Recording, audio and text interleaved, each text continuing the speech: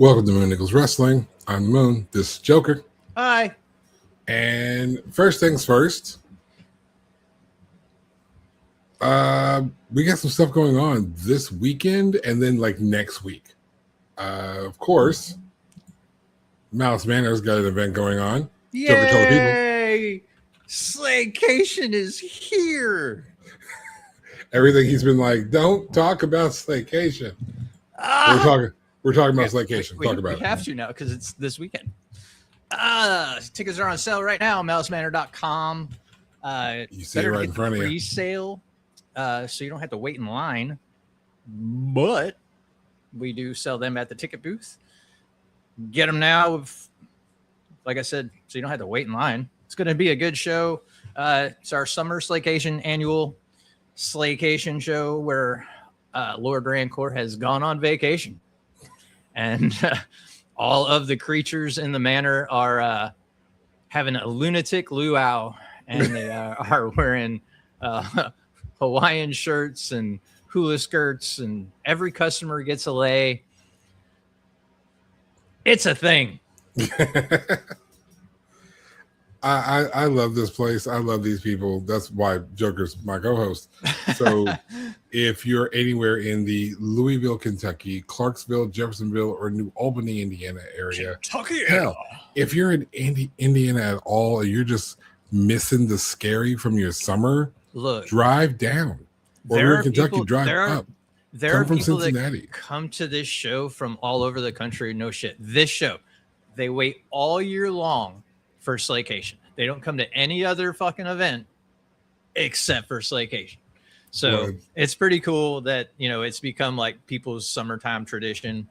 It's that kind of halfway to Halloween. We're a little past halfway to Halloween. Yeah.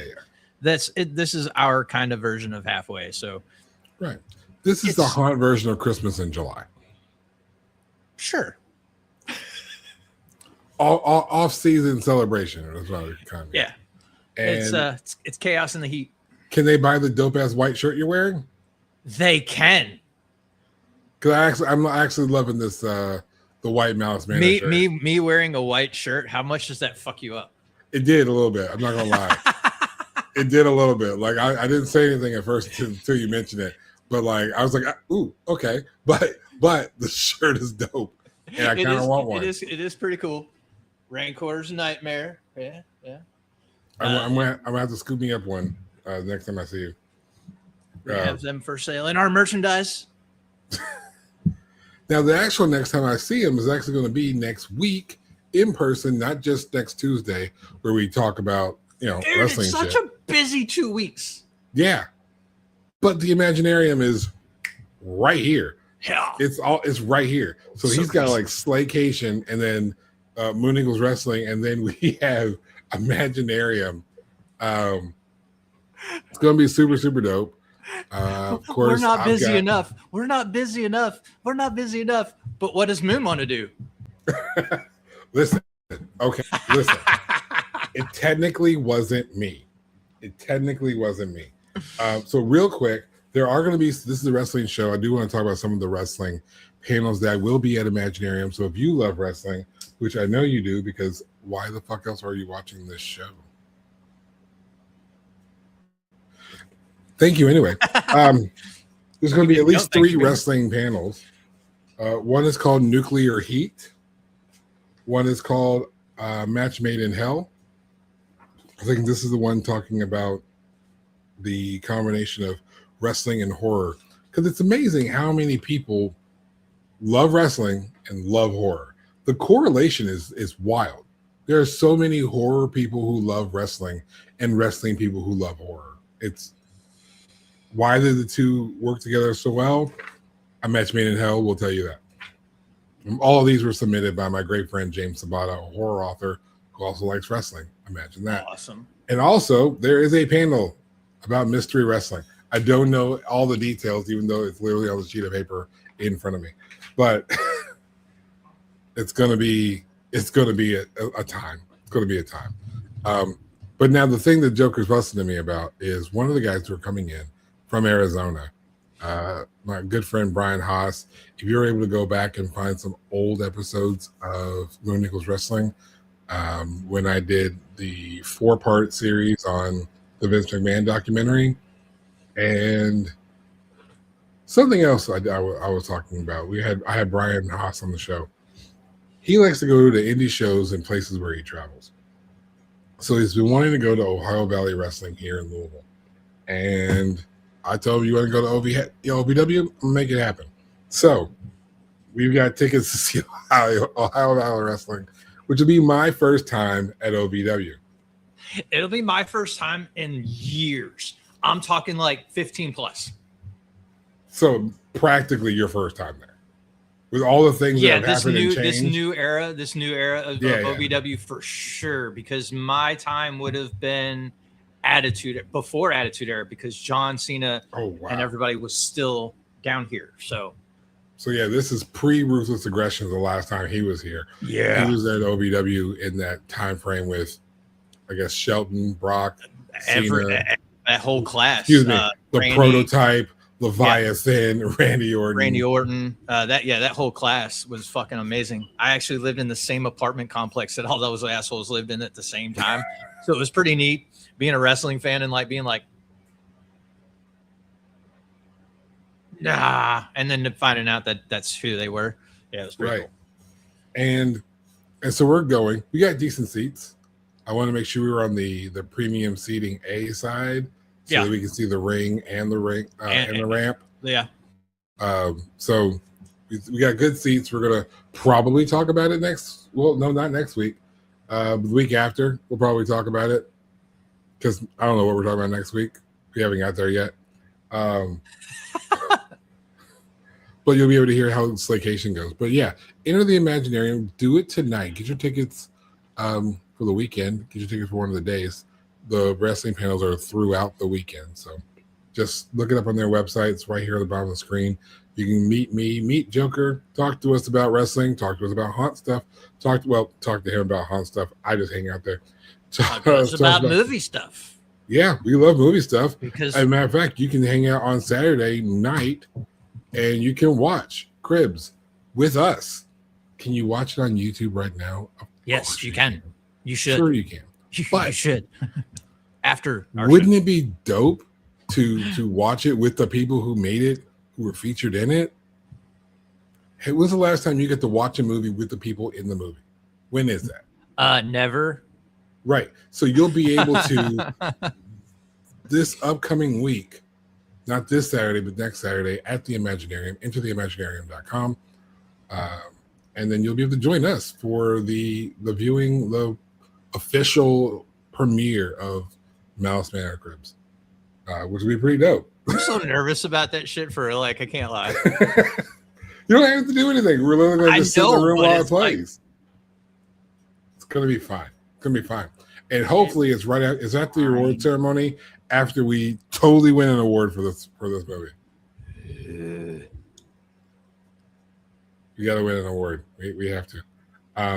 Like I said, if there's anything we're going to win an award for, it would have to be this.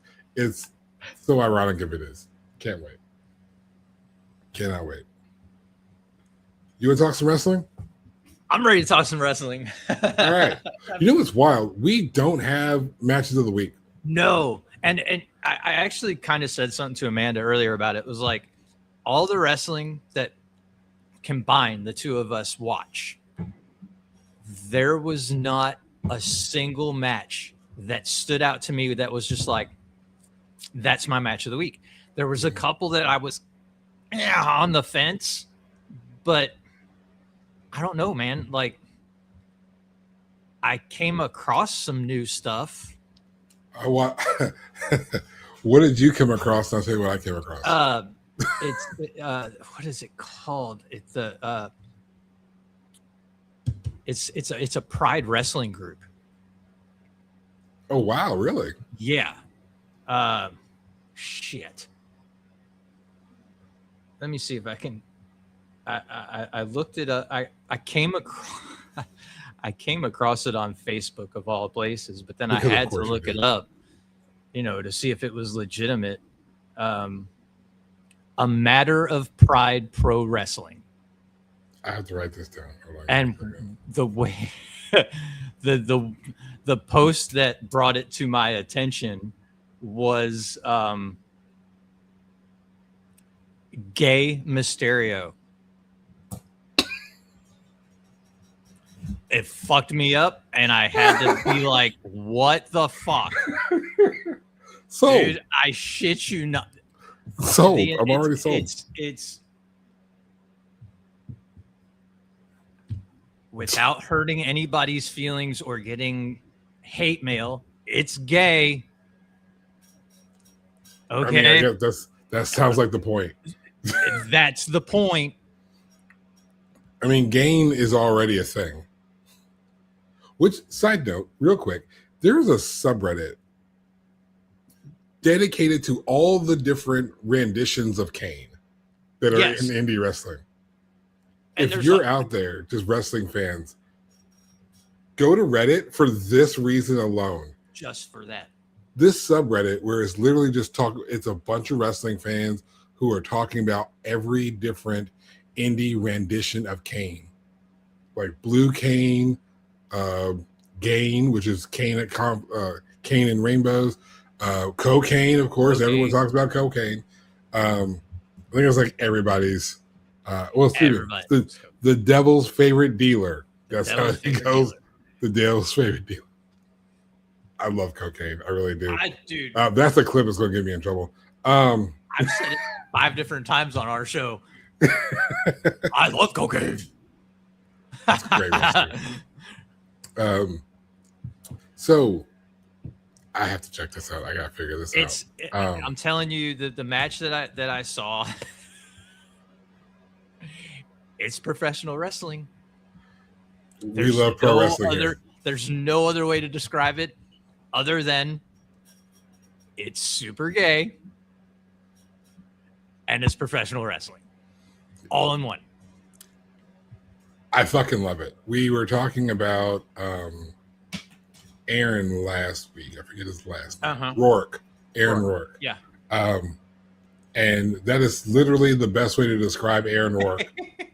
If you see Aaron Rourke perform in the ring, you're just going to be like, that wrestler is really fucking good. You even have to, and like, really fucking gay. A lot of these wrestlers' names are punned out, innuendos. It's pro wrestling. It is pro wrestling at its finest. At its proudest. At its proudest. At its proudest. For the LGBTQ plus to celebrate as well. A matter of pride wrestling. If you use that slogan, you're welcome. Give it to you for free. From the black community to the gay community, it's free. You're welcome. But yeah, that was the only, like, I halfway was getting ready to make that my match of the week, but I was like, I didn't see the whole match, so I couldn't, in fairness, be like, yeah, because the whole rest of the match could have been fucking garbage. Right. But I found a new wrestling group, and that was pretty neat. Now, I found how good they are. I don't know. But you know what? It's the same thing. Don't go looking for it and be like, Joker said this was the shit. No. But you should check it out. We should all check it out. I'm looking it up. I'm literally looking it up right now. I mean, I found their Instagram. They have a summer show coming up, I think, that's like a backyard wrestling extravaganza.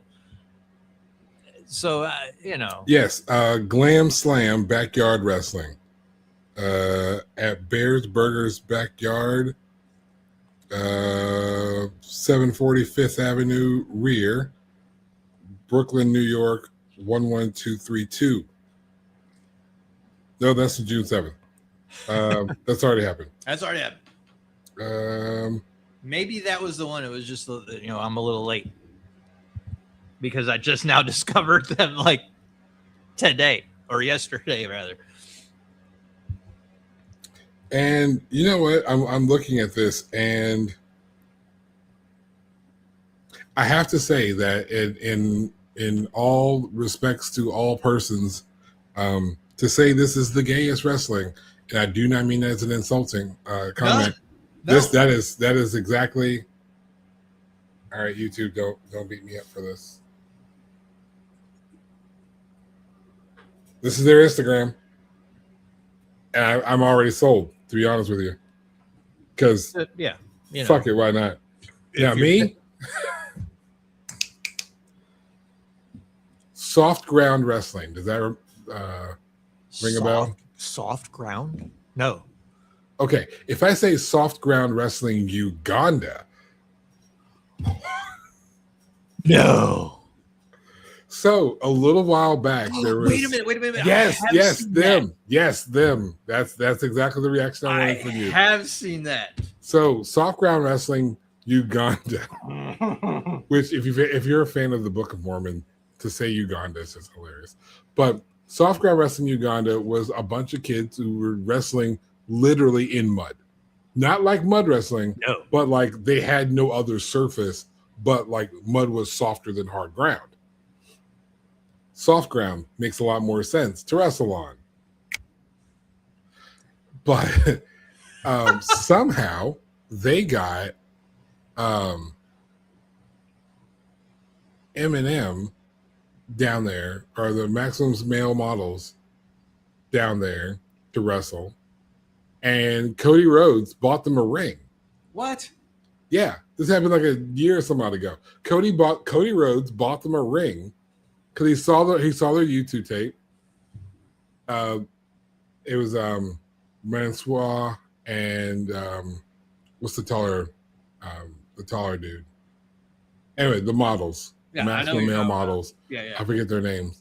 But they ran down there and wrestled, and Cody bought them a ring. So now they have a ring. The match that I saw literally maybe less than an hour ago was like a 30-man battle royal. A bunch of Ugandans. Just a bunch of Ugandan dudes in a ring.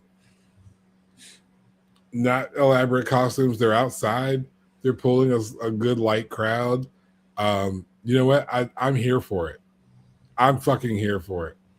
I'm here. Wrestling is because wrestling is worldwide.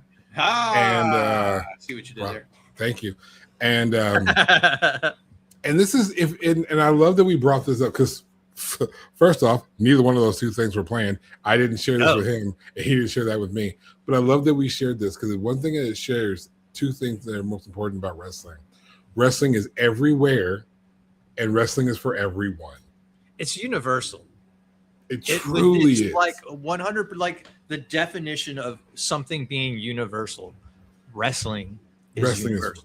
Because whether you're in Tokyo, Japan, whether you're in the Tokyo Dome in Tokyo, Japan, or you're in a field in Uganda, pro wrestling lives. Whether you're in New York City or you're in Mexico City, wrestling lives.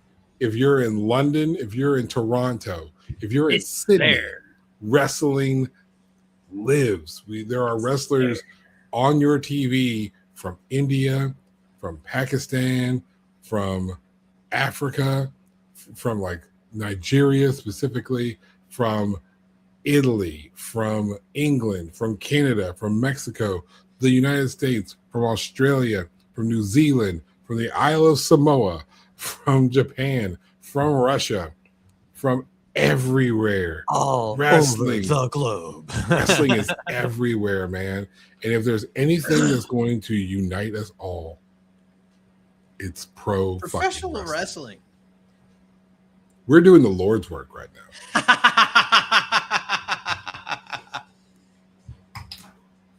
He says with a straight face while drinking his water. We're doing the Lord's work.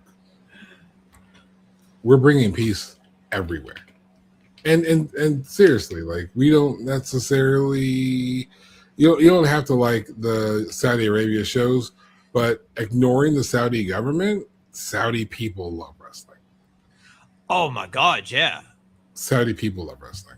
The crowds that you hear in France, the crowds that you hear in London, the crowds that you hear in Berlin, the crowds that you hear in where were they just recently in Italy? Like Where in Italy were they? For Clash. Was it Rome? I don't think they were in Rome. They were in Bologna. Yeah. For one of the SmackDown or Raws. But no matter where you are, there are people who love wrestling. Wrestling is everywhere. Wrestling is universal. Wrestling is God's language. Write that down. I will. Put that on a shirt and sell it. I might. Wrestling is. Look, he's for real writing that shit down so you don't forget it. Are you fucking serious? Of course I am. That was dope. All right. Give me about a month. The t-shirt will be available on support the show. So yeah, all of that was to say we don't have matches at the I don't. Because he's right. All the wrestling that we ended up watching, there was just nothing that like there were good matches. There were great people that performed in great matches. But no one particular match stood out, which was upsetting because we had, I want to say it was just this past Wednesday, which would have qualified this week, the Survival of the Fittest match in AEW, which was okay. Meh. It was okay. Meh. It was for the TBS title. Congratulations to Sheeta. Meh. All right. I mean, that's where we are. I mean, WWE straight lost their fucking mind this week. So, I feel like we need to talk about it before we get to the wrestlers. All right. I feel like we need to talk about it real quick. So we can because look, our topic today is Paul Heyman, but one of the people we're about to talk about for the fuck up that WWE has presented itself with is a Paul Heyman guy. So I'm all right to talk about it for a second. Get it out there because there's a lot of people that I'm sure really can't not. We can't not talk about it, to be honest with you. Last week, we were talking about how they pulled the trigger on Sami Zayn. It was me and Joker sitting here just like, congratulations, Sami Zayn, becoming WWE champion. He became a Grand Slam champion. He did. Like 10 days ago. Grand Slam champion. Grand Slam Sammy. You know who's not a Grand Slam champion? Sheamus. You know who's not a Grand Slam champion? John Cena. No Intercontinental Championship. They're both missing it. You know who's not a Grand Slam champion? Cody Rhodes. You know who is a Grand Slam champion? Sami fucking Zayn. So don't be upset. Don't be all salty and pissed off that don't you dare be sour. In 9 days, they took the belt off of it. Yeah, because you know who's not WWE champion anymore? Sami Zayn. But here's the thing. Like, go for it. Does it make sense? No. But do I feel like creative is on top of it and they know what the gears are in motion? Fuck yes. Have you seen the footage of Sami Zayn after fucking going back to Gorilla? I haven't. Sammy snaps. Which is what he should have done. And it is not PG. So it is very much questionable. Is this a work? Is this a shoot? It is. I feel like it is. And so I watch Wrestle Talk. Talk about wrestling in London. So shout out to Luke Owen for doing the Wrestle Talk news. And one of the things that he explained was that when you got the reports coming out from Fightful Select and the Wrestling Observer, all your dirt sheets, the three big events for SummerSlam were always going to be Brock and Oba, Seth and Roman, Punk and Cody.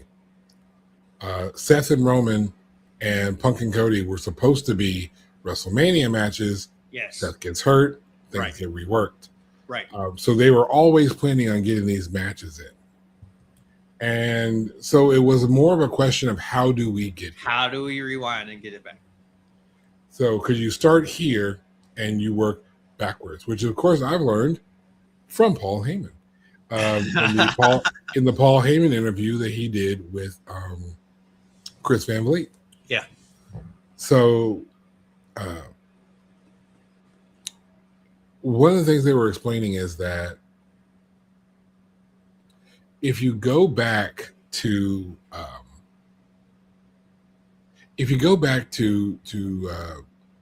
looking at Cody and getting having that match with Sami Zayn, people aren't going to want to see Cody beat Sami, right? So they flashed it back to Kevin Owens versus Cody, and when that feud happened, they did it backstage. They did it where fans would likely see it, but not where it was part of the show. Mm-hmm. Why? So that you could get the reaction not the cheers. People would have cheered Kevin Owens, which would have not been. That's not the reaction they wanted for the character in that moment. But he would have been cheered in the ring. Mm-hmm. This was a Chicago crowd. They were going to cheer CM Punk, and they didn't want CM Punk to. They didn't want they wanted the proper reaction. So they had Cody win the match, gets him in contention with Jey Uso. Sammy is supposed to face him. Cody's hurt, can't fight. Bring back Punk, who's always advertised to be there at the Chicago show, because of course he is. Right. And now you have Sammy versus Punk. Punk wins the title. You want the crowd behind him because he's about to face Cody. This is, at worst, making Sammy a transitional champion. They put the belt on Sammy to make the transition to Punk so they could have Punk versus Cody at SummerSlam. Now, I do like the idea that Sami Zayn walks away pissed off because you need, after this program is over with Punk and Cody, you got to have somebody to step up. I need Cody to be ready for Sammy to be pissed. I need Sammy to come in like a house on fire. I need Sammy to just light up everybody. And I think that's what you're going to see, especially, like I said, after this this little promo, whatever outburst that happened right after. My problem is the WWE kind of insulting our intelligence. Of course it was going to be Punk. Yeah. Who the fuck else is going to take the... When Adam Pearce came out and said, we're in Chicago. Duh. Because of course we are. So it was just kind of insulting of just like, we're not that dumb. Of course it was going to be Punk. There was no point in serving us that buildup. Yeah. Do you remember when Punk shows up on Collision to AEW when he debuts? Yes. JR is on commentary. Mm-hmm. And he's like, we're not going to make you wait for it. We know you know it's coming. We've got like, what's another 45 seconds? We got a commercial break. Right, just hang out till we come back. Right. They don't say it, but he's like, I know you know. Right. We got a break. It's 45 seconds. See you in about a minute. Be there in a minute. And then they come back from break, and it's just cult of personality, and out comes CM Punk. I just don't understand. Like, why insult our intelligence? That's all. Yeah. Now, if you knew CM Punk was going to be there, and he was scheduled for an in-ring promo, we'll hear from CM Punk returning tonight in Chicago. And then later on, Cody's hurt, and you're like, we need somebody for it. And then Punk's about ready to come out. It's like, hey. Right. I need to talk to you about something. Right. And then you pull him in the back, and it's just like, I wonder what that's all about. What's going on? Yeah, what do we need to talk to Punk about? What are we doing? And then it's just like, are you serious? You're putting Punk in the main event with me? I'm defending my championship against CM Punk? He just came back. What has he done for the title? That's the conversation Sammy should have had and with that's Adam Pearce. Exactly the shit that Sammy says afterwards. Right. And his big snap out blow up. I'm upset. Sad Sammy. So now when you look at this goes back to the conversation we had when we were talking about what happened and what's next. Yeah. Let's look at the men's side of the world championships. Okay. Women's side's kind of dealt with in its own right. We've got Liv Morgan and Io Sky, a replay of the finals. Cool. We've got no word about Rhea, the WWE Women's Champion. We've heard nothing about Rhea. So whatever's going on with Rhea Ripley, I wish you the absolute best. We wish you speedy recovery, good health, clear decision, whatever the case may be. We send our well wishes. Whatever's going on with you. But at least we know there's something going on, and there's no contenders. We're not pussyfooting around it. Right.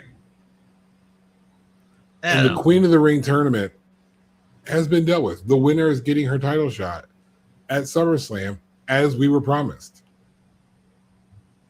Well, on the men's side, the World Heavyweight Champion is not facing the King of the Ring.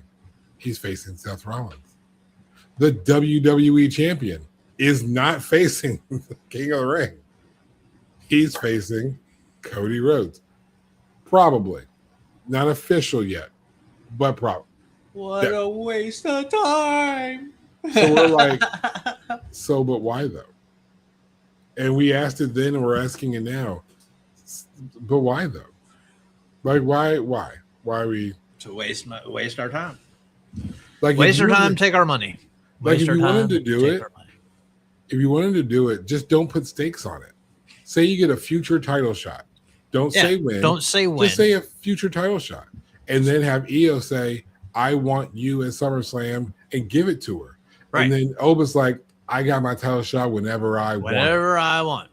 But and before then, right. I'm going to I'd take be it on okay board. with it. Yeah. Don't tell us that they're going to get the title shot at SummerSlam, because then I'm going to sit back as someone who prepares for a wrestling podcast. Everyone's like, all right, my world champion here, he's going to pick one, and there's going to be a contender for another one. And then, like, none of them are facing the King of the Ring. None of them. It's stupid. Hi. She has some appointment to go somewhere to do something. She'll be back later. Second half of the show. So because we're about as long as the wrestling program is nowadays. Our show's about as long as SmackDown. But we actually do have wrestlers of the week. We do. And I'll let you go first this week. Okay. Consider what we were just talking about. So there were no, actually, funny enough, for what we were just talking about, my wrestler of the week is Obafemi. Why? He cut a bomb-ass promo. None of the matches this week have stood out.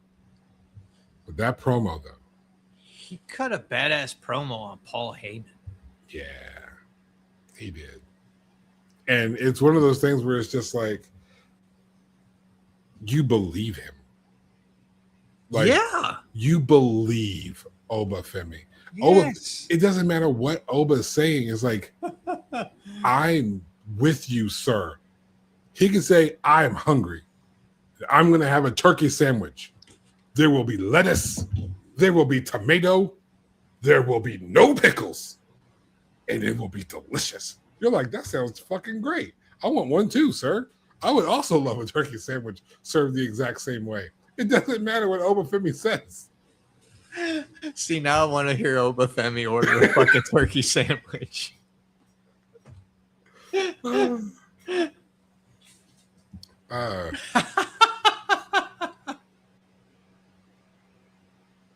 Now I just want to take Obafemi on the drive-thru. Just interview him in the car. Be like, hey, I want to go to McDonald's. Oba's not going to eat at McDonald's, but he might. I don't fucking know. Oba He like might. that. He might be the McDonald's eating motherfucker you ever met. Who fucking knows? Who knows? Who knows? Oh god, I kind of do want to know. Now I want to know what the favorite sandwich is. I want to hear it in detail. Obafemi detail. I want that. I want the ruler's aggression. The rulers are as he's at Subway, or ordering a classic Italian sub. I want the shredded lettuce and the spinach and the cucumbers. Point is, Oba can talk, and I'm going to listen. And that's what this promo just kind of, it just cements that. Like, yeah, he did. You believe what Oba's going to say to you. It was a good promo. It was whether he's ordering a sandwich or threatening Brock Lesnar, I'm here to listen to whatever Oba has to say. Oh fuck! I love comedy. It's great. So now, what's the story on yours, sir? This week, my wrestler of the week is The Miz. Look, man. First and foremost, The Miz is underappreciated. He absolutely is. I'm a big Miz fan. I'm not like blowing smoke. I love The Miz. He's in ring. He's promo. He's a worker. He is a giver. He will fucking put anybody over. You ask that man, and he will put somebody over. Right now, this program that he is on right now with Danhausen is a prime example of this dude is a company man, and he is all about the work. Yeah. I've watched him do some ridiculous shit in his career. Right now, this stuff that he's doing with Danhausen is bar none. And Kit. Don't yes, forget Kit. Can't forget. Can't. But it is wrestling gold. Okay, and true.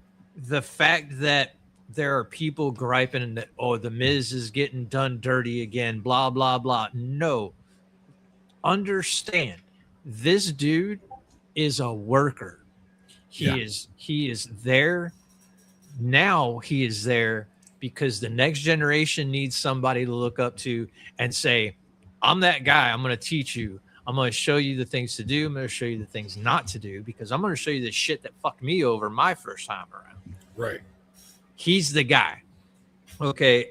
So not only that, but with what he's got going on, but this past week with being the 4th of July and everything, apparently everybody in the company got off. No work for 4th of July for the WWE. Everybody got to go home. So The Miz actually went home to Ohio, and in Parma, Ohio, he was the grand marshal in the 4th of July parade with his wife and his kids. And again, this is a guy that, by all accounts, when he first came in the company, people did not want him around. People did not like him. He got the shit end of the stick a whole lot of times. And the fact that he stuck around and he's still there, he's still doing his thing. And again, helping others progress and grow in this business, in this industry, The Miz. There he is. I have nothing else to add on to what he just said. Everything he said is absolutely true. And he's been in the company, look, since 2001. Oh, yeah. It's 2026, kids. It looks the same. And he is a Grand Slam champion. Two-time Grand Slam champion. So the criteria for Grand Slam champion has changed a bit. It has. Over the years. And if you look at both renditions of the list of the requirements to hit Grand Slam before and now, The Miz has hit all the bars. So he's a Grand Slam champion twice. And that's not an accolade a lot of people can say. And actually, his debut was in 2003. He's been an active professional wrestler since 2001. That checks. His debut was August 1st, 2003. Miz has an incredibly storied career. He does. Like, I have reasons for not going into too deep of a detail. I'll have to tell you this off camera. But I have reasons to not go too deep into it. But I'm also not going to disagree in the least bit, because he is totally underappreciated in the wrestling world. So underappreciated. And I will insane. leave it at that. If you want to know the details as to why I have to tell Joker off camera. But if you want to find out why, exactly. That's exactly it. Lilith even said underappreciated. That's exactly what she said. But you're gonna have to be at the Imaginarium. You're gonna have to be at the Imaginarium to find out. I don't know if my dog's barking. I also don't know what your dog's barking. So yeah, But The yeah. Miz. The Miz is my wrestler of the week. There you go. And like I said, we have no matches, so we're straight into subject. Boom. So I asked Joker, I'm like, hey, what are we talking about next week? And he's like, you know what? Let's talk Paul Heyman. Let's do the show on Paul Heyman. And we've talked about doing shows where we're just talking about one person and just discussing them. Today's the first one. And since you picked the Heyman Hustle. The Heyman Hustle. Ladies and gentlemen, my name is talk Paul Heyman. It's And not only is the man Sean. the advocate, this guy. All right, look, this isn't a prediction. This is a spoiler. I'm gonna throw every Paul Heyman at you. You got every line in. Everyone, you're gonna hate me after this show. I swear. I am a Paul Heyman guy. Let's keep going. Go for it. I'm just letting you keep going, man. Paul Heyman. Let's go ahead and get personal about the man. He was born September 11th, 1965. That makes him 60 years old in New York City, New York. And he started his career not in wrestling. Okay. Paul Heyman was an entrepreneur from the age of 11. Where he had a mail out service of magazines from his house. Yeah. He did movie posters. Yes. He did movie posters, and then he did magazines. That's he right. Did like his own fan, his own little fan magazine. He did. Magazines was his main thing. His mom was a Holocaust survivor. Mm-hmm. And he was not. In today's society, you would not think Paul Heyman is going to make it big. Yeah. This dude, like I said, at age 11, started his mail order business from his home. And then in his teenage years, started to go to Madison Square Gardens, where he weaseled his way in as a photographer. And he has taken some of the most recognizable and historic pictures in Madison Square Garden out of any photographer in history. I want to talk about this con real quick, because I found the WWE produced documentary on Paul Heyman. I watched that earlier today. Right. For some background. This was quite genius. He wanted to get into the Madison Square Garden show. So he saw that there was like some gossip sheets that talked about Vincent J. McMahon. Yes. So Stephanie and Shane's grandpa. Yeah. Vince Senior, for is lack of better. So found out they like to hang out in a certain place with a certain group of people. So he called Capital Wrestling, which is what the WWE was then, the parent company was. Yep. And said, "Hey, I spoke with Vince McMahon at so and so restaurant where he hung out, and he promised me a press pass. Can I get that set up? Thank you." And the con worked.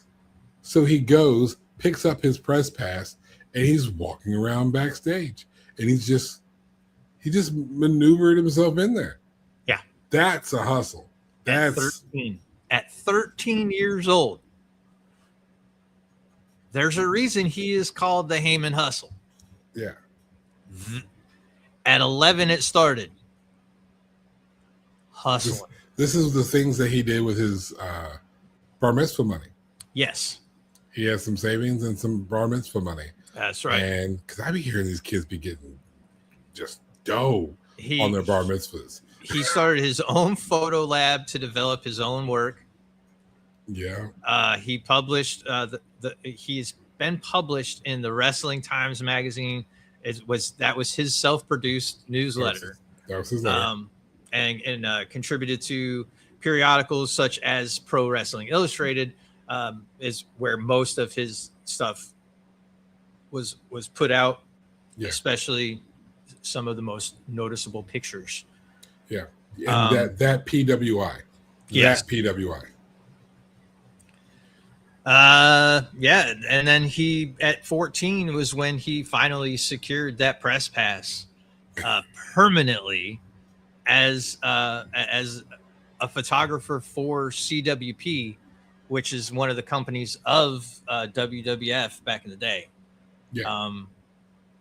And so he was a Madison Square Garden regular, but some of the pictures on my notes, I took so many notes on Paul Heyman. He started getting in with all the right guys: Lou Albano, Fred Blassie, the Grand Wizard, all these guys, and because of that, he got pictures that nobody else would have been able to get. Yeah. So he's mingling backstage, and as the kid, he's getting that attention. And those three guys that I just named off are the wrestling three wise men back in that time. In the 80s? In the 70s and 80s. Those were it. You know, so and they were the big heels. They were the big bad guys. Yeah. So that was the inspiration for Paul to step into that. I think I know what I want to do instead of just pictures. Maybe, you know. Now there are some other hustles that this guy went through, and how I watched this documentary and I listened to this story. And I'm just thinking, there are some things that this man did that to me are just like, look, dude, while this is going on in the 70s, early 70s, into the 80s, all this shit's going on. He's hustling. He's getting to know all these guys. He's doing stuff for different promotions, not just WWE. He's doing stuff for Crockett Promotions, where you know he got to meet Dusty Rhodes during the Crockett promotion days.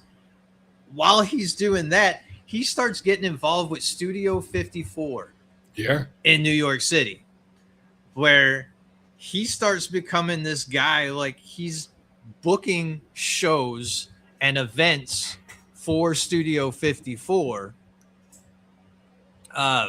There was one, the big thing that got him started with 54 with the industry was Wrestle Party 85. Yes, and that's a fun story. So to get to Wrestle Party, he's talking about Studio 54. He's 19 years old, guys. Yeah. He's not old enough to drink, shouldn't be anywhere near Studio 54. Nowhere near. So he's got one of his wrestling buddies, calls Studio 54 and is like, yo, I got this wrestler, this celebrity. How about we come through and take some pictures and stuff in your spot? They're like, cool, we love the exposure. He shows. He's doing this here and there once or twice. And then their actual main photographer goes into like a drunken stupor or whatever. Couldn't take pictures. Gets fired. Yeah. And now they're like, I need a head photographer. It's like, do you now? Here I am. I'm like, So Paul Heyman's like, they're like, can you do it? Of course I can. Of course I can. So now, which is the correct answer no matter who you are or what you're doing. If someone's like, hey, here's a job in front of you. Can you do it? Yes, I can. Yes, I can. Yes, I can. And then he was. And then they needed someone to start booking because the Palladium opened up. And when the Palladium opened up, they were losing their people at Studio 54 to the Palladium. So what does Studio 54 do? He's like, hey, I got an idea. An idea. event planner. I got an idea. I'll be your event planner. And I got an idea. Let me use this guy, connect with a bunch of people. Let me call up, he was supposed to call up Hogan? Try to get Hogan first with WWE. Yeah, he tried to get Hogan first. It didn't work through. They were on the West Coast. They were just right. So then he got a hold of Crockett because he was still doing work with Crockett Promotions at the time. He got Ric Flair. He got Dusty Rhodes, Magnum TA. And Bam Bigelow. And that was the debut of Bam Bam Bigelow. That's right. That was the very first time anybody had ever seen Bam Bam Bigelow on this big on the main stage. So that Bam Bam Bigelow, that Bam Bigelow. Bam Bam Bigelow, fire fucking tattoo dome piece. That Bam Bam Bigelow. Man of the Year, that was the award that they gave Ric Flair just to make a spectacle out of it. Why? Why not? Yeah. And that was Wrestling Party 85. Party 85. And that was Paul Heyman's first show he booked. And you mentioned Dusty. The connection he made with Dusty, again, this is one of those really good hustles. He again was at he flew down to where they were going to do a show, where Crockett was doing a show. Dusty was booking, and there was a production meeting. And he saw the sign for the production meeting. So he goes in with this little press pass, and he sits in the back of the room, just in the back. Yeah. And Dusty walks up to him and is like, come on, man. And he's like, all right, you know what? That's the game over. It's about to be done. And he's like, what are you doing? And then he pulls the greatest pimp line out he could have. What am I doing? I'm learning from you. I'm learning from the best. That was the right answer, apparently. And Dusty's like, all right, come in here and keep taking notes. So now he's in the back of the room. Next week, he's a little bit further up against the wall. Next week, according to Dusty in that interview, he's like, he was practically in my lap. Yep. And so that's where Heyman learns to book. And what you ultimately learn from all this is that Paul Heyman learned it wasn't so much the hustle, but it was making opportunities when opportunities weren't there. He created everything about Paul Heyman is self-made. Yeah. Undeniably self-made. Everything that did he have the right people in his corner and pushing him in the right direction at this point where we are in the story of Paul Heyman? Yes. Absolutely. But that's not by accident. No, because he started making all these opportunities for himself. He put himself in the right places at the right time and started knowing who to fucking talk to. Mm-hmm. So and then knew how to talk to him. How to talk to him. This dude can talk. He could. There's a thing, an old saying, you sell ice water to an Alaskan. Yeah. Paul Heyman's that fucking guy. So he's doing all this shit, right? And he gets deeper and deeper into wrestling. He's already dying for it. He already knows this is the industry he wants to be in. So now he starts getting more involved. He starts thinking, I can become like a manager. Yeah. I'm not What if his athletic. He admits it. I'm not athletic, but Yeah. I can talk and I can sell somebody. I forgot which wrestler it was that he was connected to, but one of them was just like, "Hey man, you should be a manager." It You was should Bam manage. Bam Bigelow. That's what it was. Bam Yeah. Bam Bigelow was the one that said, you need to do this and do it on the indie circuit. So Paul Heyman spent some time in the indies. It was northeastern United States. He was in championship wrestling from Florida. So it was CWF. Yeah. And that's where he met Kevin Sullivan and Oliver Humperdinck. Mm-hmm. And that is when it gets interesting with Paul Heyman. For those of you that are Paul Heyman fans now, or just getting into wrestling, probably don't know who Paul E. Dangerously is. You're about to. Paul E. Dangerously is a bad man. Paul E. Dangerously walked around with a cell phone that was the size of a cinder block brick. Now, not this size cell phone. Oh, no, right? Not this size cell phone. No. Let's see. This is not even close. Like this size cell phone. This is even small. Like we're talking this size. Like, hold on. Like I can't hear you, but imagine having like a bottle of wine on the side of your head. Any picture from the 80s where someone's holding those gigantic cell phones, that's what real cell phones look like. And not everybody had them.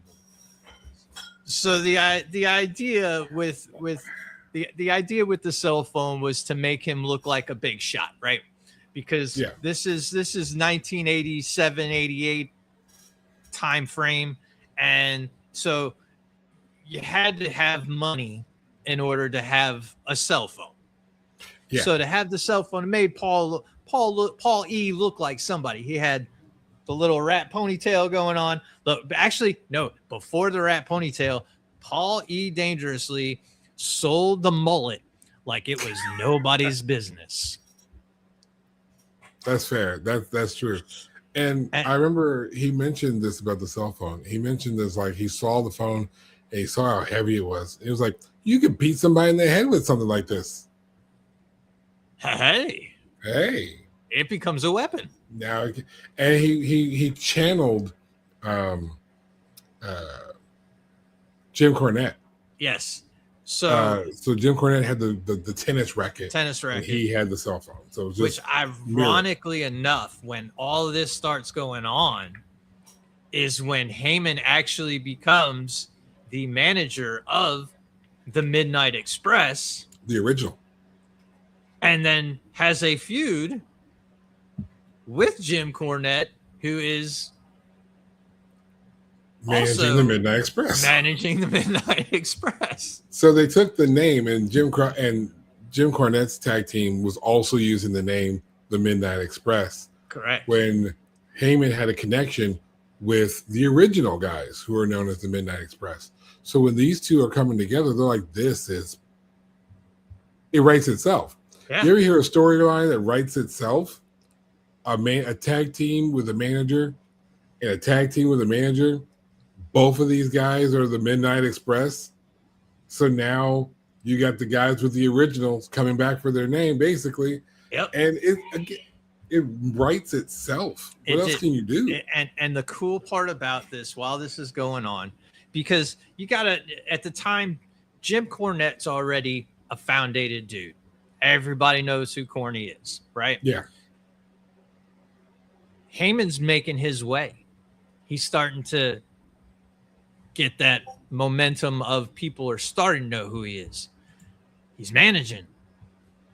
He starts creating not really stables, so to speak, but he starts picking up talent. Yeah. He starts managing more. Yeah. Mean Mark Callis. For those of I've never heard of that person. For those of you that do not know who that is, that would be The Undertaker. The Undertaker. Who knew that The Undertaker's a Paul Heyman guy? Oh yeah. The list of Paul Heyman guys. The list of Paul Heyman guys is amazing. Stone Cold Steve Austin is a fucking Paul Heyman guy. Stunning Steve. This is when we get into the Big Show is a fucking Paul Heyman guy. yeah. Cesaro. Claudio Cesaro, Castagnoli. Rick Paul Heyman Rude, guy. Rick Rude, Arn Anderson, Bobby Eaton, Larry Zbyszko. The most difficult note I took all day was me trying to spell Zbyszko. Ha! The Dangerous Alliance was a big thing for Paul Heyman. 1991. We have fast forwarded to WCW Paul E. Dangerously time, where Paul was kind of. This is a time where he's doing double duty. He's managing, and he also starts doing commentary, where he starts building a relationship with now Hall of Famer as well, Jim Ross, old JR. Old JR. And you've got some amazing on-screen back and forth banter. You have some of the most amazing color commentary that WCW had ever seen up until this point. JR is always good on the mic. Oh yeah. He's an absolute legend. Not saying that it was not entertaining with other people next to JR either. But once Paul E sat next to JR,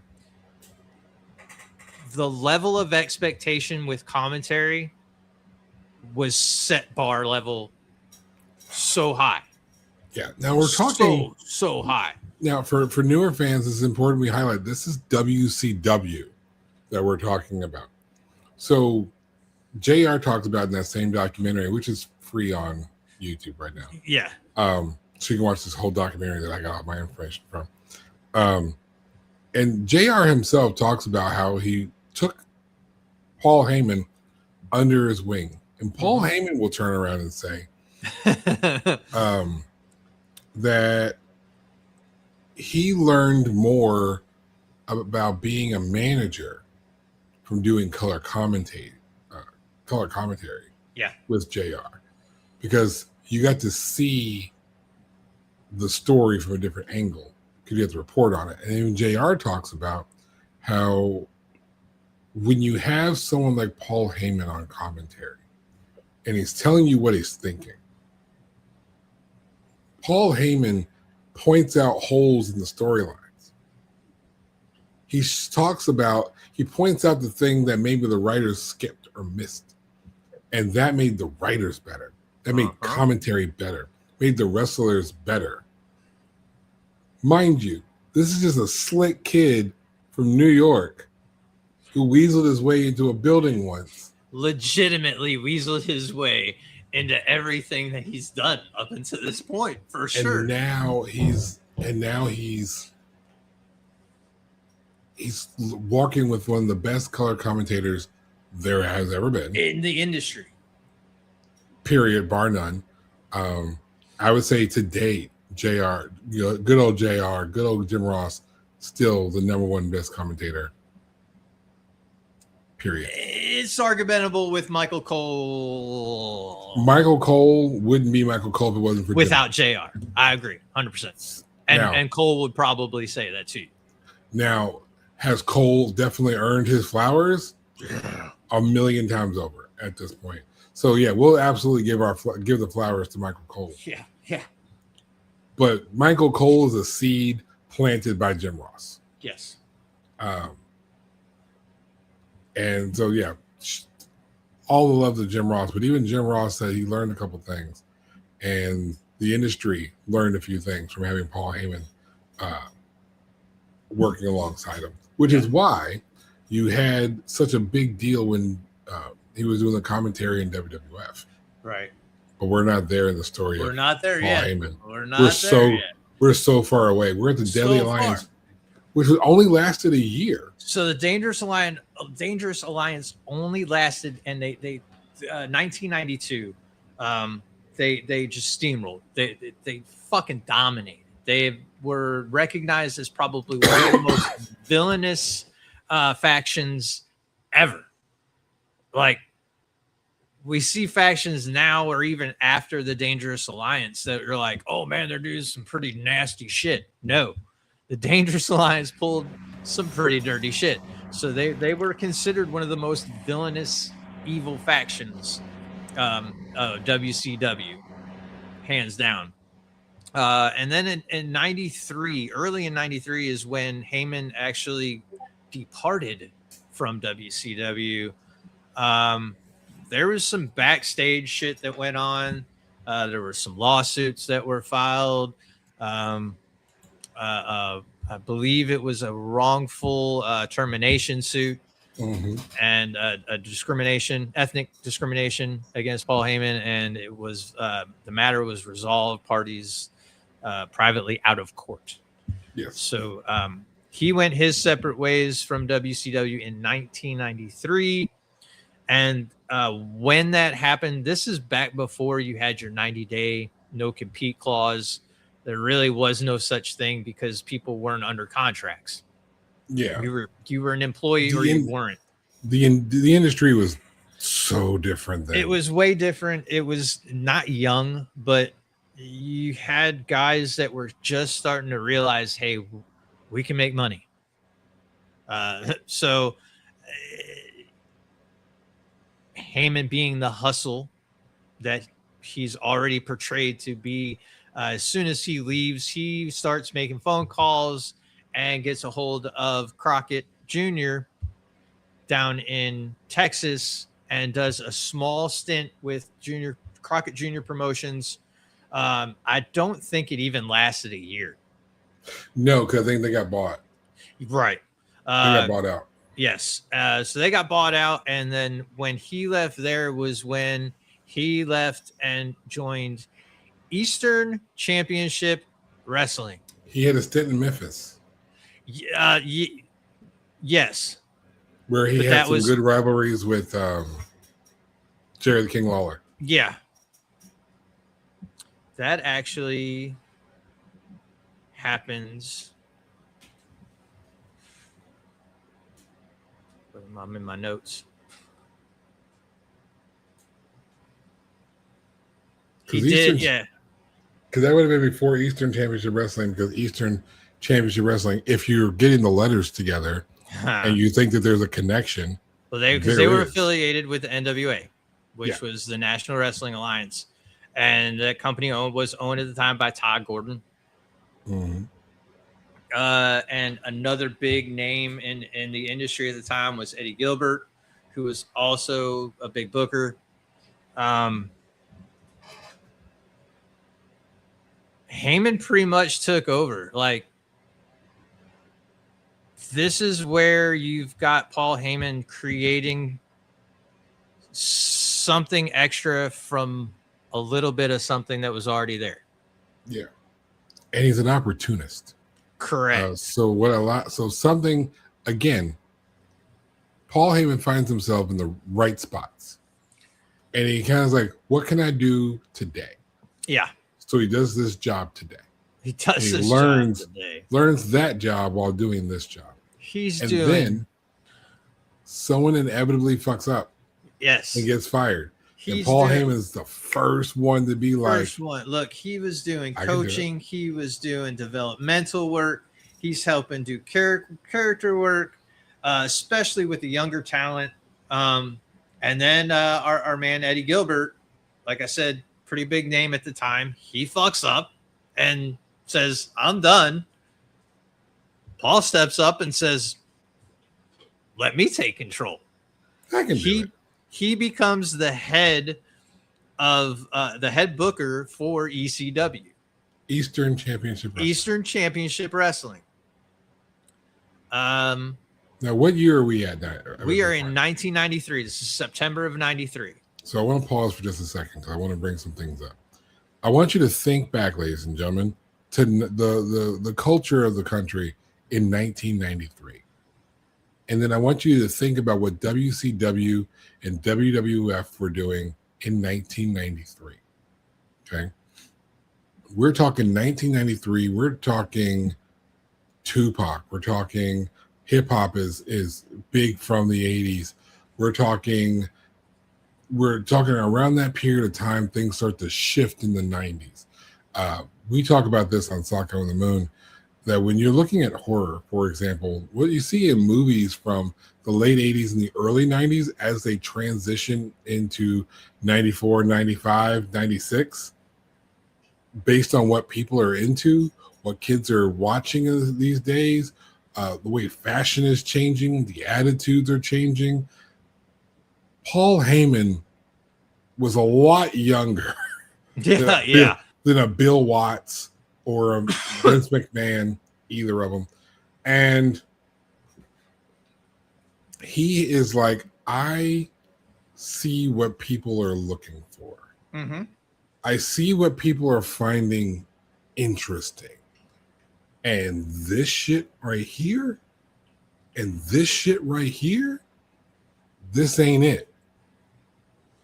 So at this point, when he's running Eastern Championship Wrestling, he's like, we're going to have to do things a little bit differently here. We have to do something a little different, just a little bit more edgy. No, that's not the right E word. What's the right E word? Not edgy, but extra? No, that's close. That's close. Not quite extra, but exciting. So much closer. So much closer. I feel like we're right there. Right there. Like exclusive. We're extremely close. We're extremely close. Extreme. And Eastern Championship Wrestling becomes Extreme Championship Wrestling, the proper use of ECW.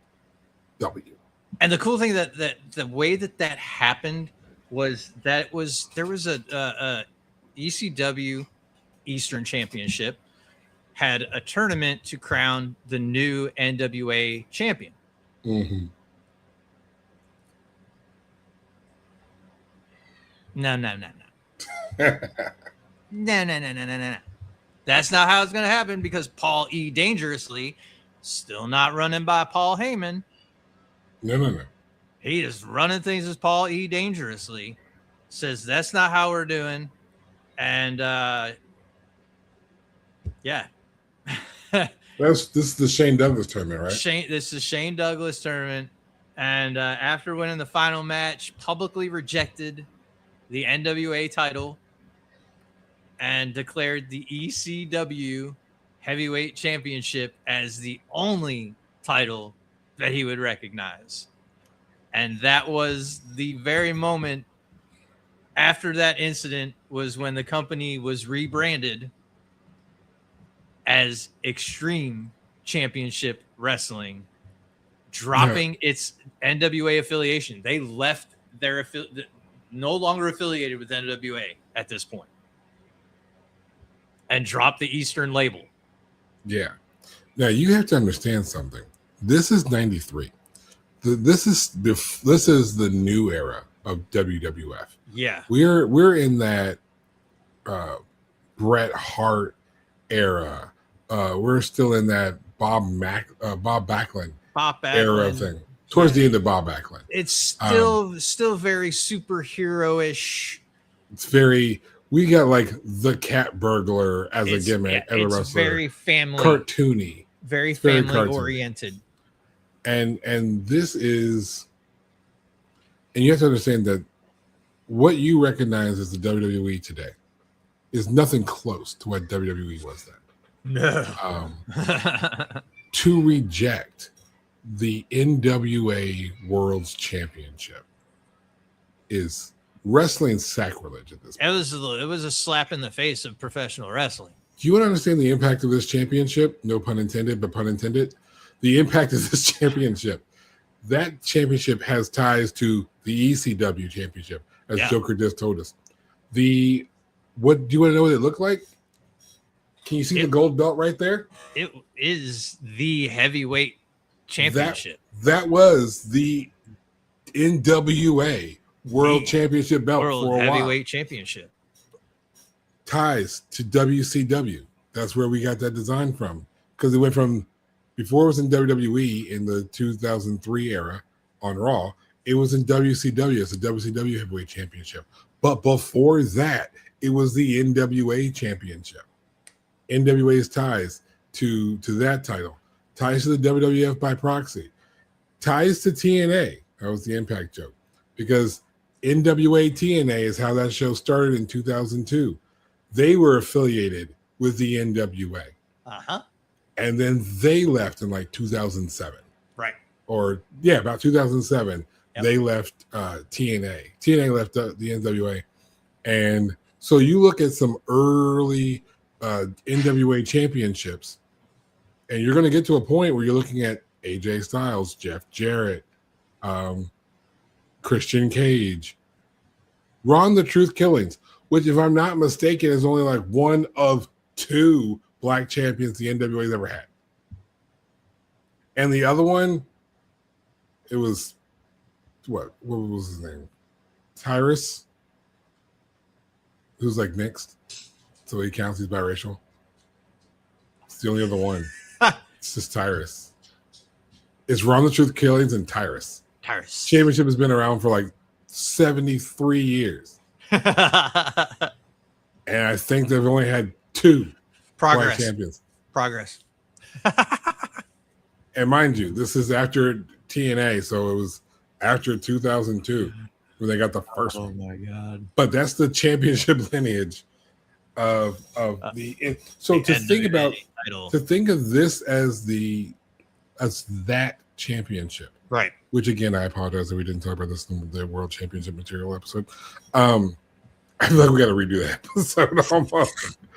Or do another episode talking about Another the one NWA. talking about just NWA. Yeah, we'll just do that. We'll call For Wayne sure. back. We'll Yeah. get Wayne back in here. But that's the importance of that championship. That's the point Yeah. of all that, was to tell you, like, this is that Super- championship super in the world influential. of wrestling. Yeah. And for any organization to call themselves legit and then reject that title, Throw it away. you're starting trouble.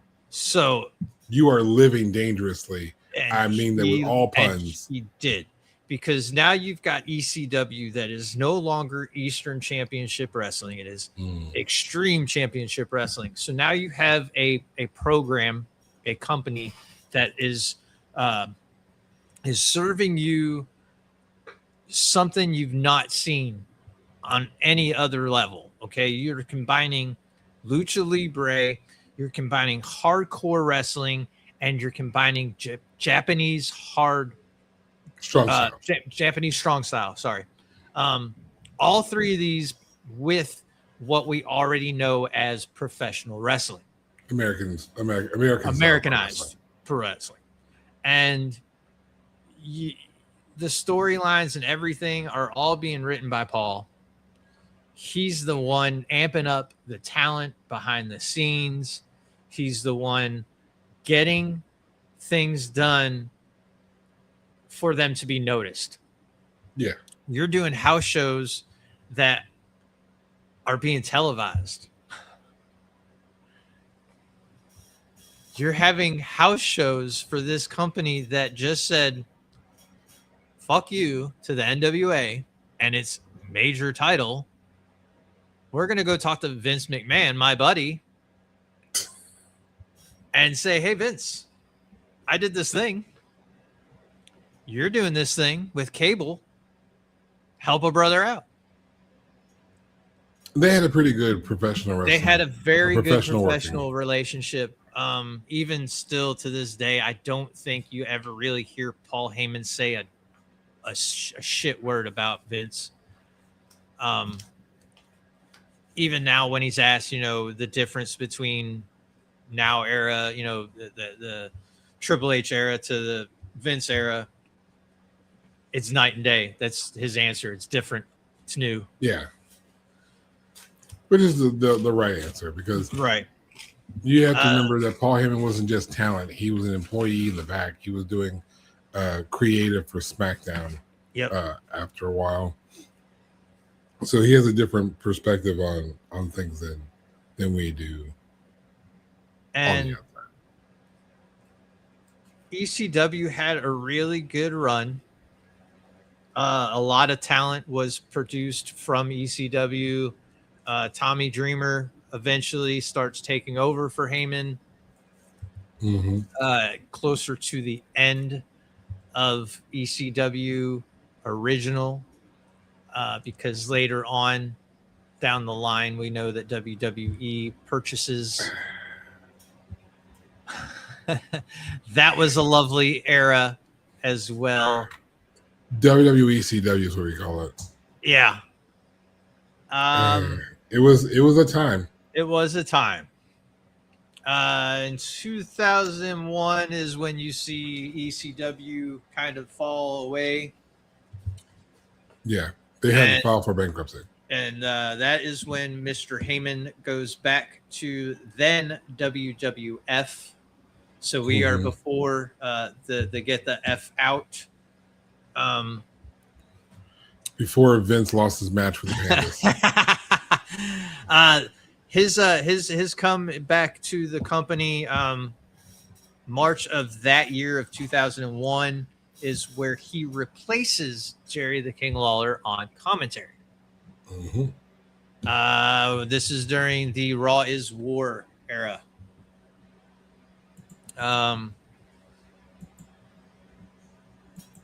Lawler actually kind of left out from the company because there was some shit going down with his then wife. This is the cat, right? Stacy the Cat Carter. Yeah, that was a mess. So for Heyman to come back in as commentary was comfortable though, because he comes back into commentary with his buddy, good old JR. Yeah.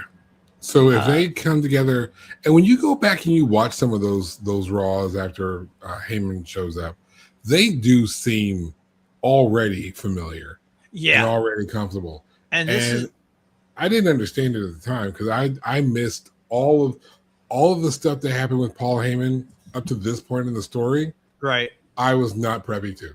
Okay.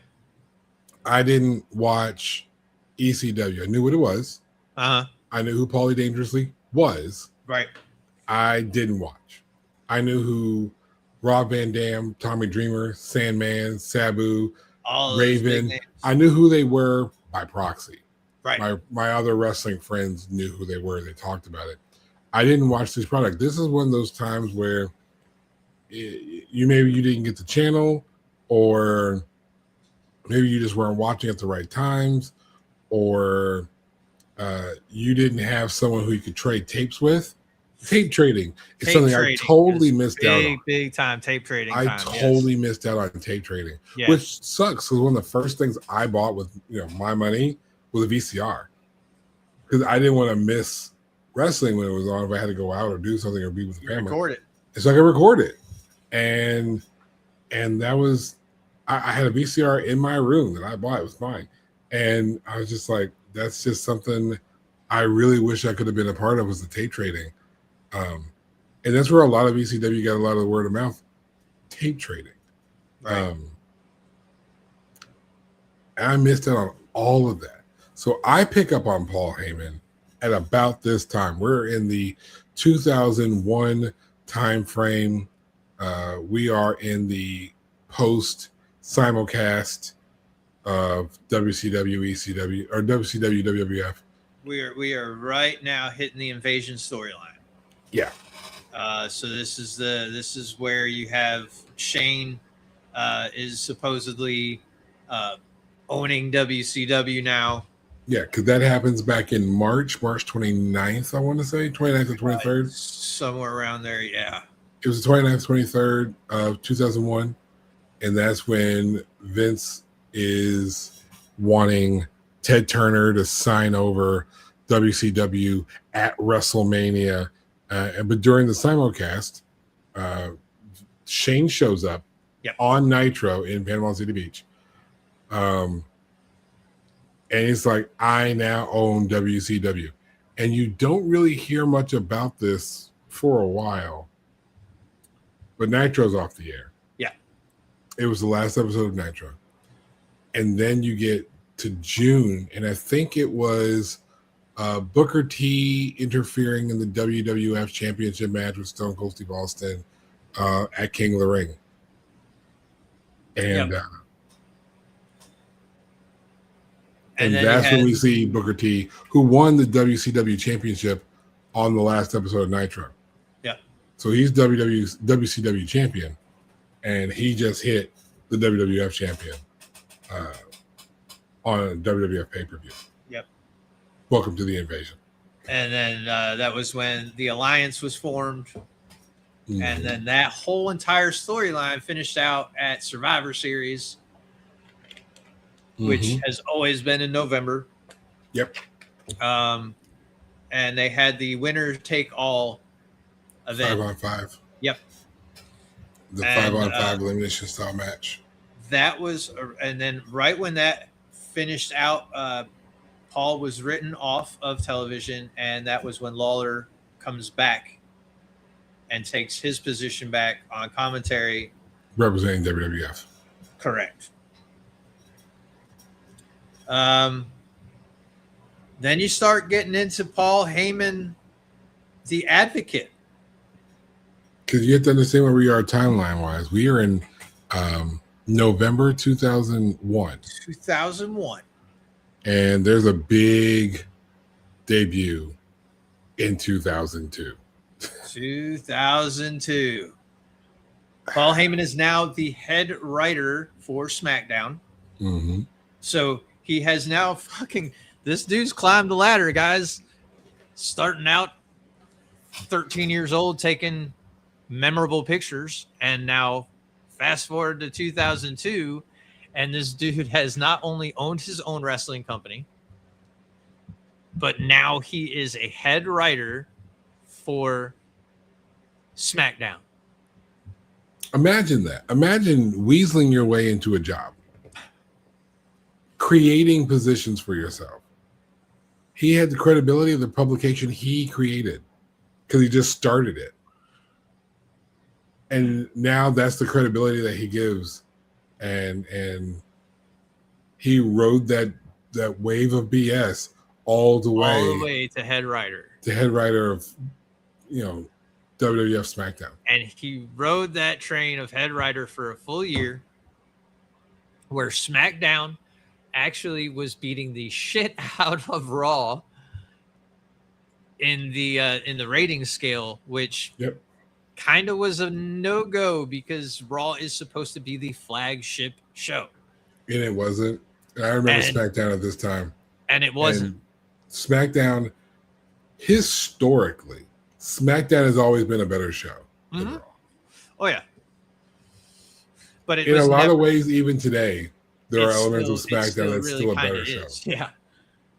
But yeah, so then you've got the launching of our guy, Brock Lesnar.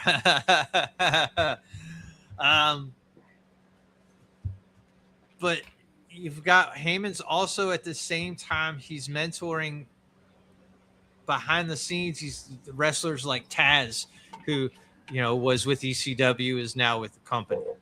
Right. Lesnar debuting in 2002. Heyman is his manager. He's his mouthpiece. And this is where you start getting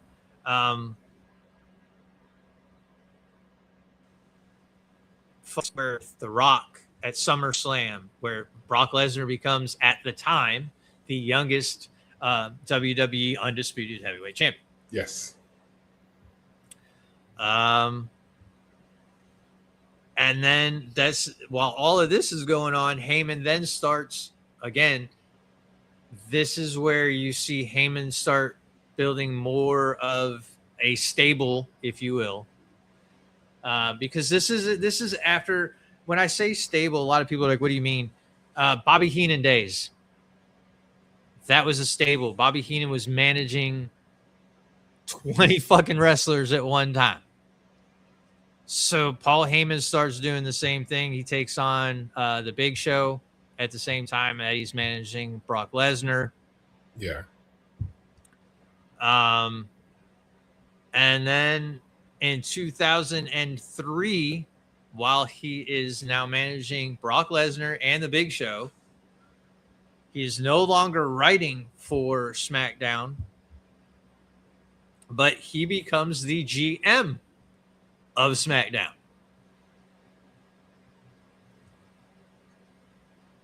I don't remember that era. This is this is after Stephanie departed as the GM.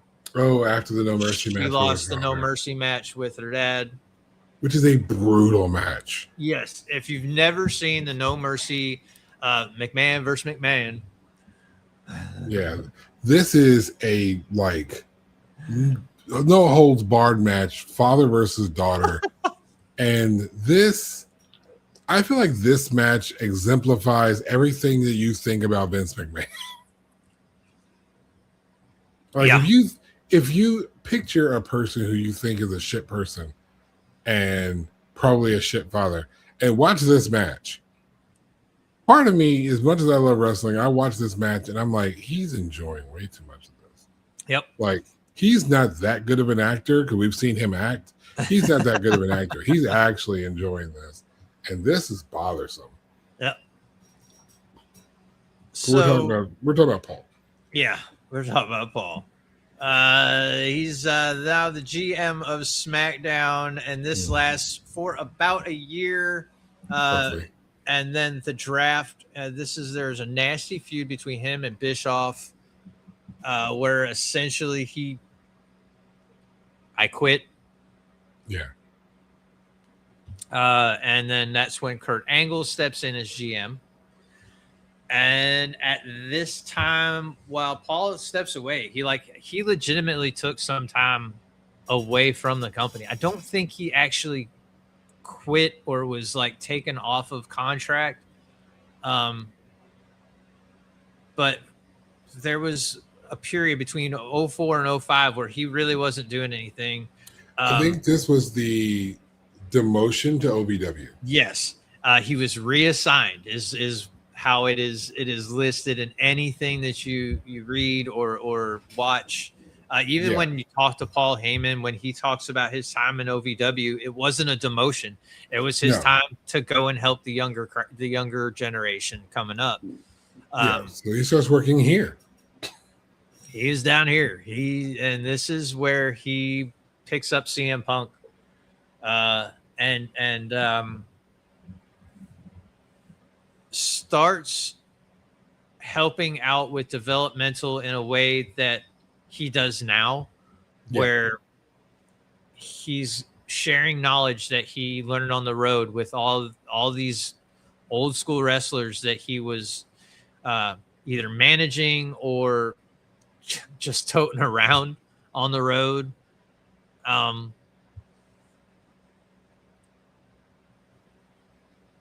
You've got him working with the guys now then down there. I think RVD was even in the OVW program for a little bit. Big Show. Probably in a rehab thing. Yeah, Big Show was here for rehabbing. Down here for rehab. Miz, Beth Phoenix. Yeah.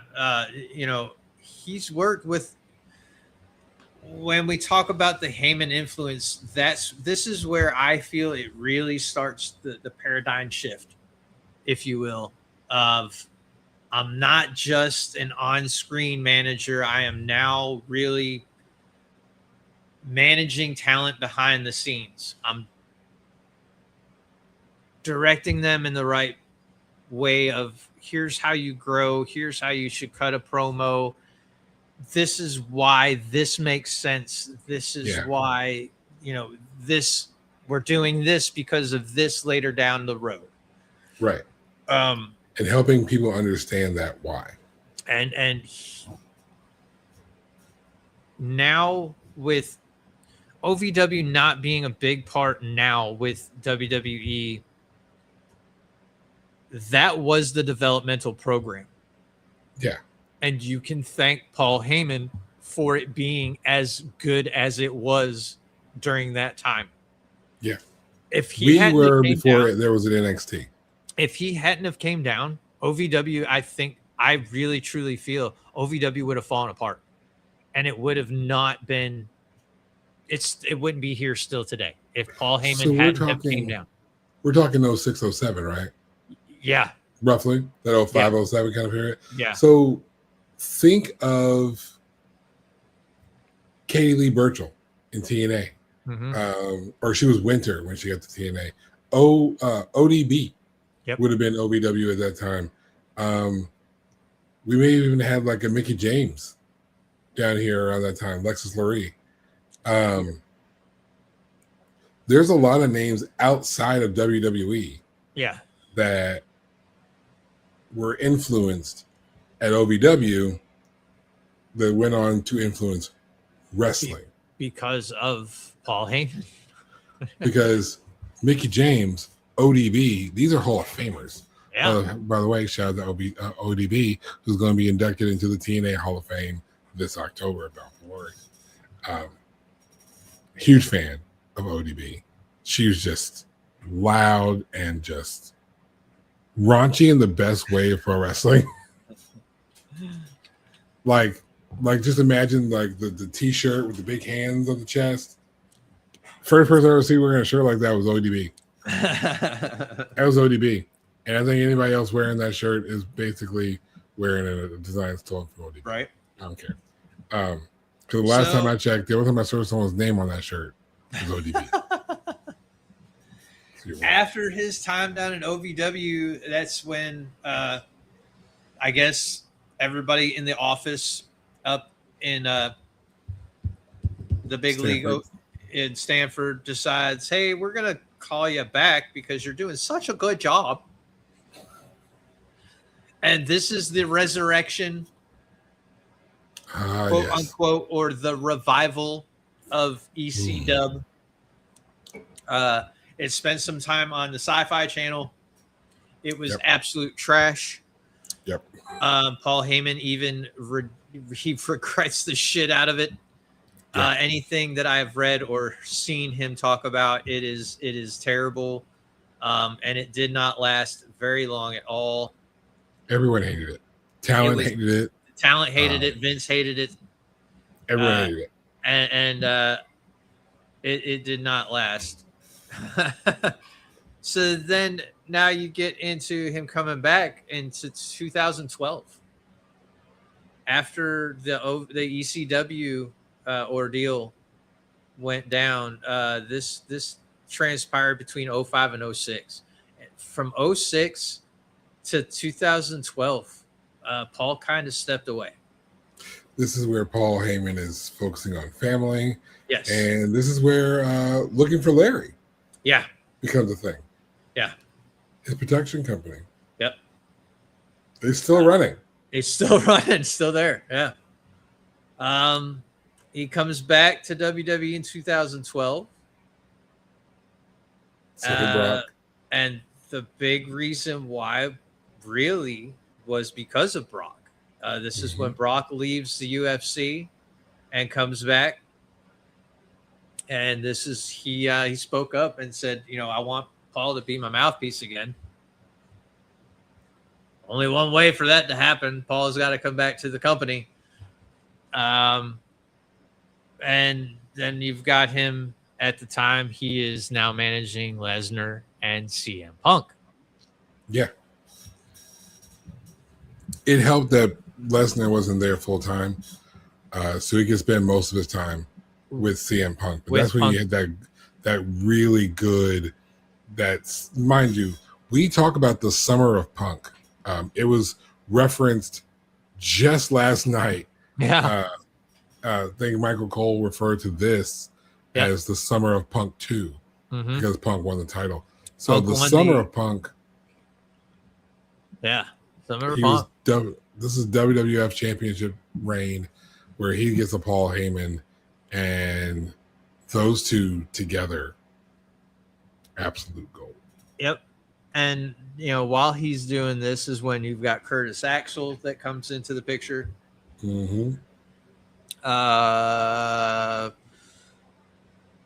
Ryback is also a Paul Heyman guy at this time. Claudio Cesaro just for a very small time right after he won the Andre the Giant Battle Royal. Mm-hmm. And the storyline just didn't go anywhere. No. But of course, the relationship with Heyman and Lesnar continues. He's the advocate. Yeah, repped him last night. Like this is still a thing. It's still a you thing. Still connect these two. You've got the 21 and 1 or 21 and 0 match at Lesnar finally taking out the Undertaker's streak at WrestleMania. At Mania. The Undertaker versus Brock Lesnar at WrestleMania 30. Yes. Streak, of course, always on the line when you're wrestling. When he beats him. And he goes from 21 and 0 to 21 and 1. And that's when Paul Heyman refers to himself as the one behind the one in 21 and 1. Yep. Rise the train until 2020. That's a long time. What happens in 2020? 2020 is when the world stopped, sir. COVID happened. But thank goodness, really, for COVID, because I don't think had COVID not happened, I don't think we would have seen the birth of the wise man. No. A lot of things changed at this point. Mind you, this is a global health pandemic, not a political issue. And Roman Reigns was away for a while because of his leukemia. Yep. He was at risk. But they took this opportunity to revamp the character. And what a rebrand. Dude. Because let's pause for a second, rewind a few years, and talk about where Roman Reigns was at this time. Shortly before this feud, before the pandemic, we had Baron Corbin putting dog food down his throat because he was the big dog. He was the big dog. In the Undertaker's yard. The big My dog. yard. Big I took dog. your yard. It's dog Big yard. dog. Like, that's as stupid as I looked doing that just now. That's how stupid this character was. We were being force-fed Roman Reigns as this next big thing, this next tough guy, the breakaway guy from the Shield. And nobody and if we do an episode on Roman Reigns, which I hope you do, because I designed a graphic for it. Oh, you have to. And I never got the chance to use it. So I just want to use the graphic. The thing about Roman,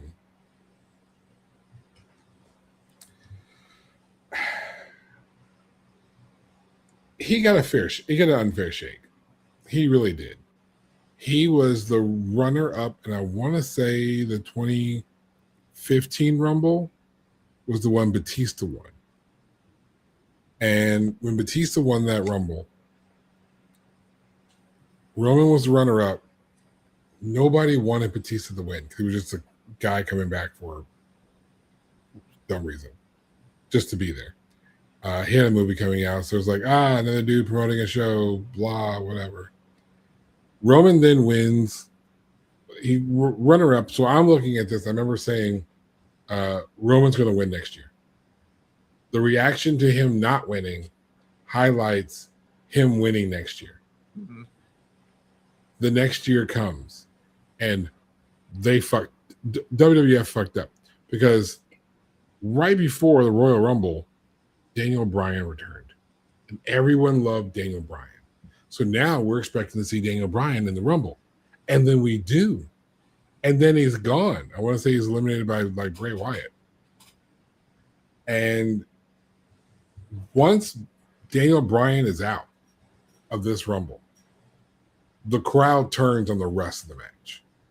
It wouldn't have mattered who won. the crowd was not going to accept them because they wanted Daniel Bryan. Roman wins. Everyone's hating on Roman Reigns from this day forward. If you remember the build-up immediately after this, Mm-hmm. the Authority, I remember what they were called. The Authority even had at their like whatever that intermittent show, they changed the name of it. Roadblock, I think it was the one. They made Daniel Bryan versus Roman Reigns with his world title shot on the line as a match. And the reason why they made that a match is because they needed to convince the crowd that Roman Reigns deserved it. And the only way they could do that by have Roman Reigns beating Daniel Bryan with this on the line. This is how far they went to for this to happen. That's how badly they needed to do that. And this is where Roman was at this period of time. Right. We're not buying it. We're not buying Roman. He's still in his Shield gear years after the Shield has ended.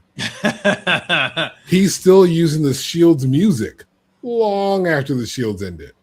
Banner, banner, banner, banner, banner. That's it. And the rebrand. The rebrand saved his life. Oh yeah. Paul Heyman saved Roman Reigns' career. And that's the reason why I have an Ulafala. Or even know what that is. Look, I'm telling you right now, this is again the Heyman hustle, the influence of Paul Heyman. Why is he so important to wrestling? This is another reason. All of these things that we've been talking to, almost 2 hours of talking about Paul Heyman, and all of these things are culminating into this man has made careers. This man, CM Punk would not be CM Punk if it wasn't for Paul Heyman. Facts. Roman Reigns would not be the tribal chief if not for Paul Heyman. Quite literally, because apparently Vince wanted to call him something else. I forgot what it was. I don't remember. Tribal what it was chief either. Is not what they wanted to call him. No. This was referenced in, again, that same interview with Chris Van Vliet. And so you know, go watch that interview. His ties with the Ananoy family is just, it's already there because he had worked with Soka. The Wild Samoans, and then there's another Samoan tag team from the same family. I think it's the one that had Rikishi in it. Yeah, Rikishi's before Rikishi was Rikishi. Yeah, he was still. So it made sense for him to align himself, and then you have the bloodline that comes from this. The saga. From the saga, which again we've talked about this before in other shows. Hands down, probably one of the best storylines ever to be put on television for professional wrestling is the Bloodline story. It's I have to agree. Still fucking going on now. That's how fucking tough. We're like in chapter 4 of this saga, dude. I think the Mega Power breakup is the only storyline that even compares. And this, look, the Bloodline storyline, I know a lot of people feel like it's getting old or they're tired of it, but look, it's never going to go away. While there is a fucking breath in any Anoa'i fucking family member, while there is Samoans walking this earth, there will be Bloodline.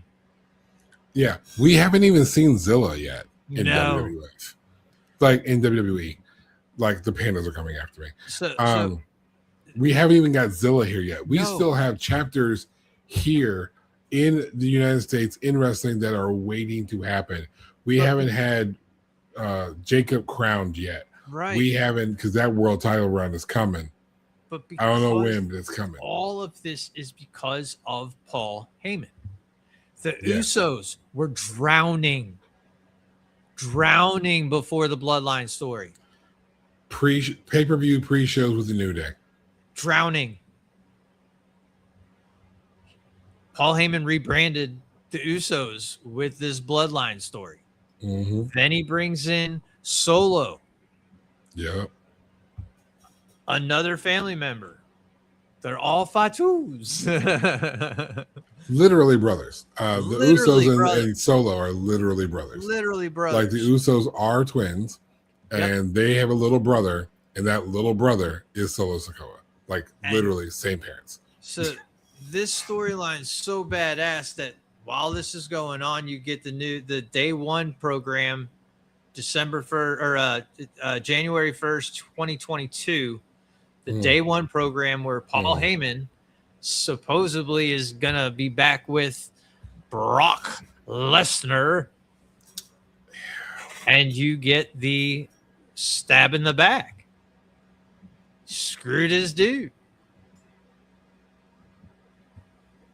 He betrayed Brock Lesnar. Day one was when they had when Brock won the title. Because that's when he beat Big E. Right. And it was a couple weeks later that he betrayed Brock. Mm-hmm. And went back with Roman. Yes. And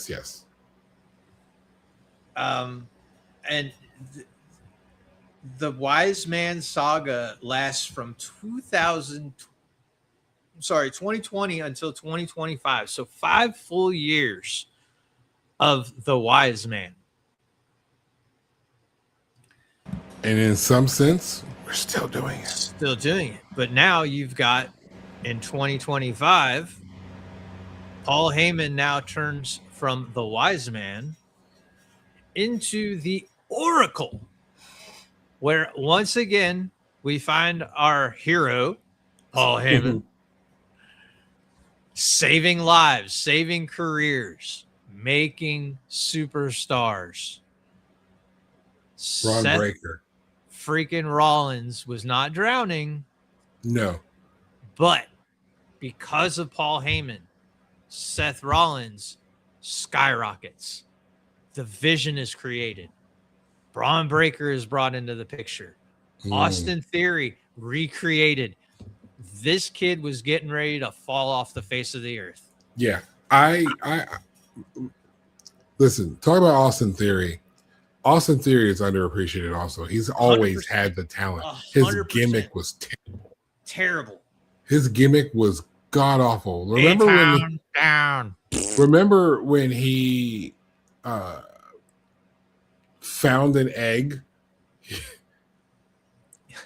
Yeah, I know. Austin Theory wish they didn't bring it up either. So it was a promotional thing for like one of the Rock's movies. Yes, I do remember that because that was when we started the Chosen One storyline with Austin Theory and Vince McMahon. Yeah, and it was terrible. It was god awful. The worst.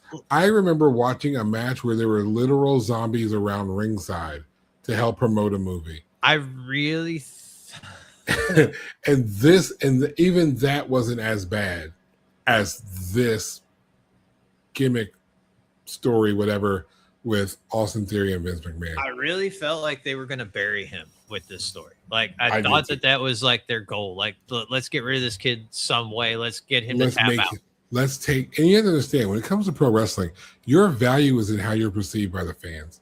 Because if you're not going to sell, if you work for Joker and Joker buries you completely, and I want to pick you up, but I can't make money off of a joke unless I can rebrand you. It was getting that bad that it was getting that bad that we almost couldn't save Austin Theory. No, like I don't think he could have even handled in the indies. Like had he left the company, no. He would not be a professional wrestler.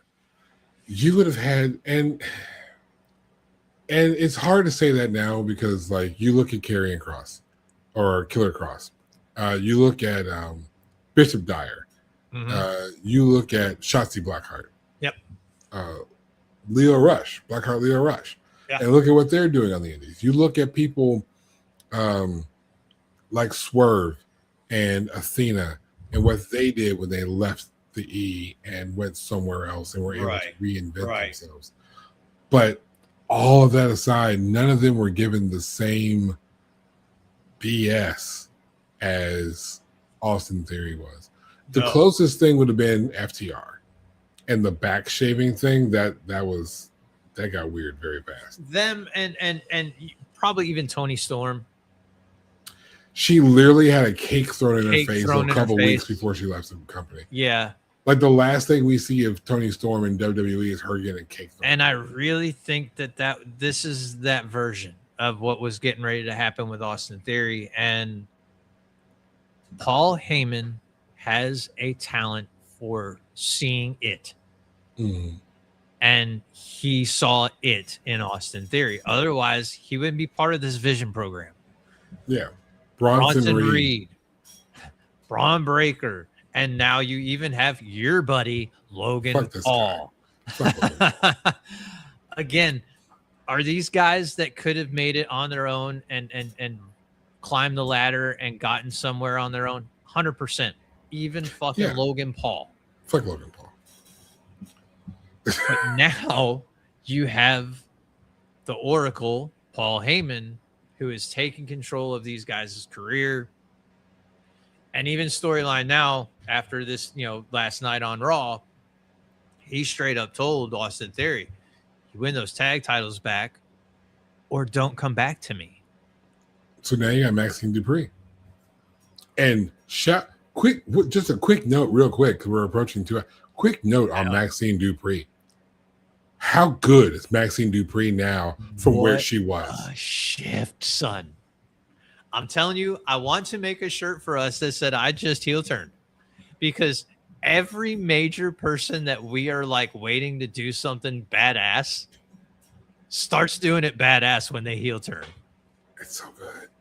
Maxine, I don't know what's in store for Maxine Dupree, but I'm here for every drop of it. But you know what just happened to Maxine Dupree? She just became a Paul Heyman guy. She did. And this is the thing that we can sum up almost the entire episode up with. Paul Heyman understood. This is what he got from his parents, because his father was a lawyer and his mother was a Holocaust survivor. His mindset was, if she can survive Auschwitz, I can survive anything. And shout out to any and all, because I secondhand know how powerful that can be. I will never forget. There was a Jewish kid in our class, Zach Kleinsmith.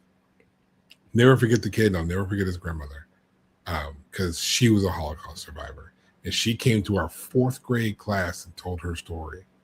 And that was one of the most powerful days of my life. Like, that was one of the most influential people I've ever spoken with. I'm about to it's bringing tears to my eyes, because it's one of those things. It's one thing to read a book.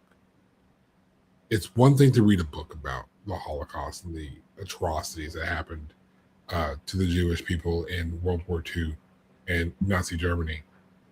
But then to meet someone, you hear about the number tattoo, to see it on someone's arm, to see that tattoo and see her walking, and to meet the offspring that she was able to have, that's just going to stay up. Fuck Logan Paul. And then to have that, now, as much as that moved me, imagine if that is your own mother. You live with that woman. You see that perseverance day in, day out. Your father is a lawyer, which is why Paul Heyman was so litigious. And what do you do with that? Motivation. You motivate you yourself. Turn everything into an opportunity.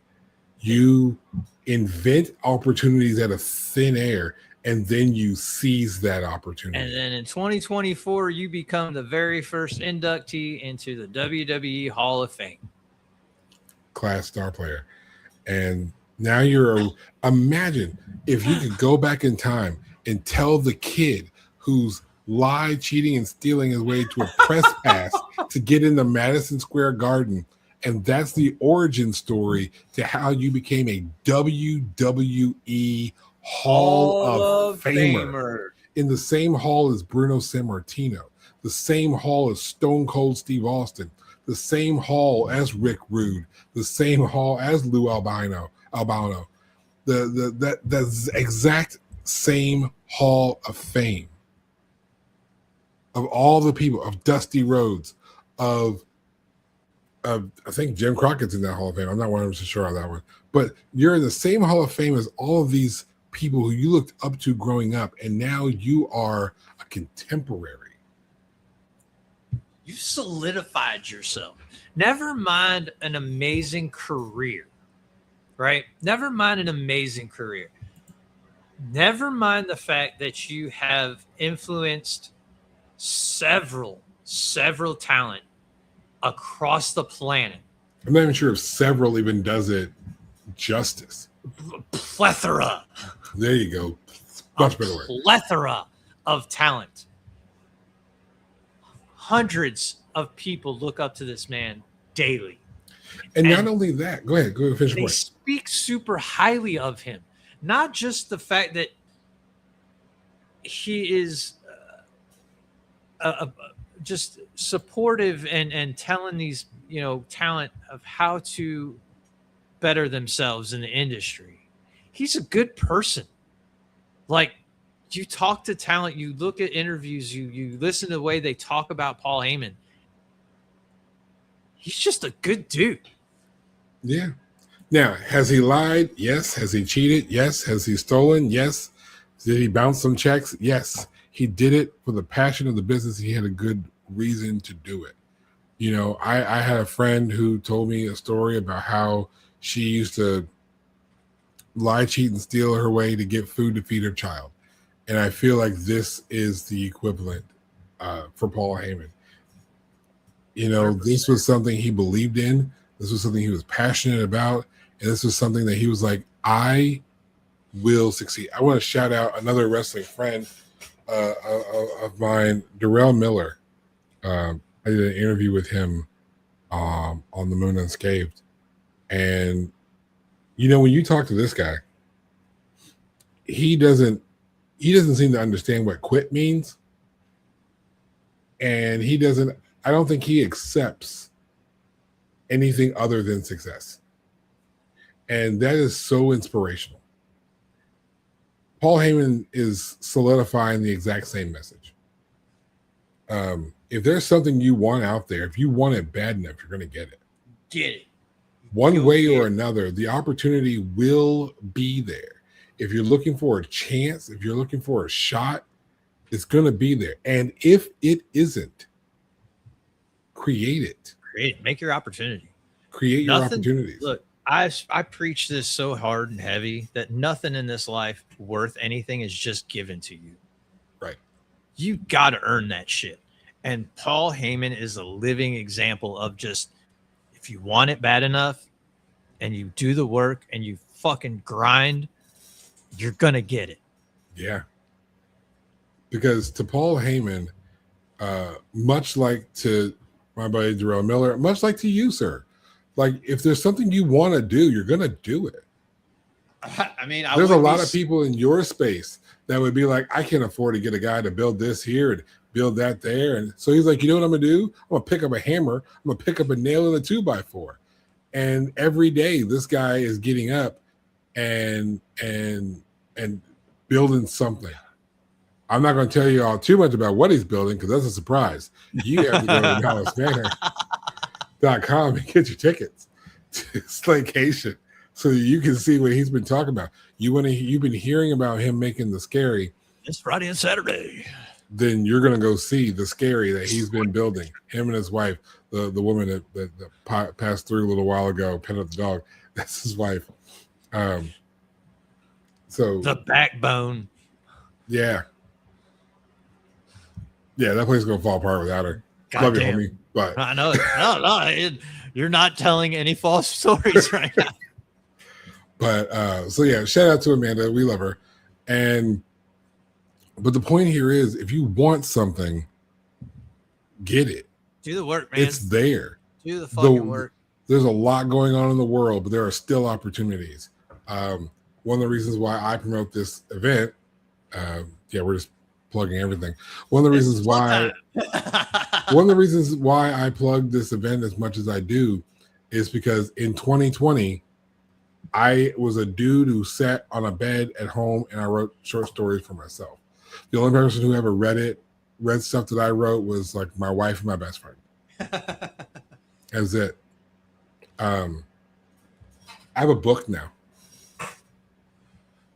that you can buy on Amazon if you wanted it. I go to this convention.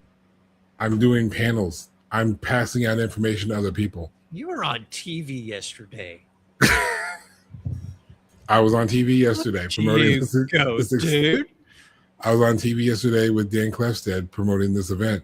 I have this podcast.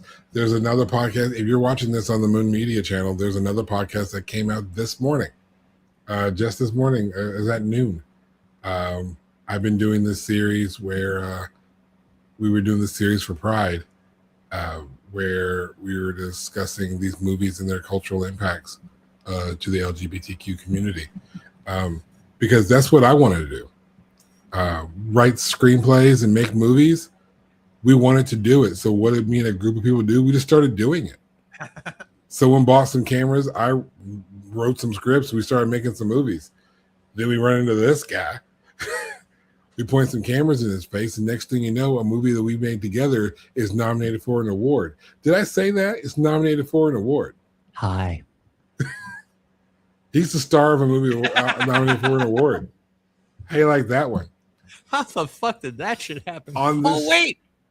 And I bring this up not to brag on me, but to talk about this is going to channel back to Paul Heyman. I have 2 of these. These are screenwriting awards. I have 2 of these.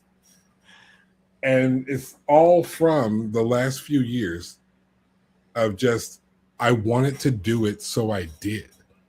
And I found people around me who were willing to be like, hey, there's a thing I want to do. Let's work on this together. I wanted to make this a viable show where I was able to do this more regularly. So I'm like, I need a co-host. Found one. We made it happen. And we make this happen. We've been making this happen every week for weeks now. A couple months now. You want to do something bad enough, you can do it. The opportunities will be there. It's not that hard. Like for real. Just, is it hard work? Yes. Yeah. Look, I'm a tired man. Who's about to get more tired? I have so much luggage on my face. But this is the Paul Heyman effect, man.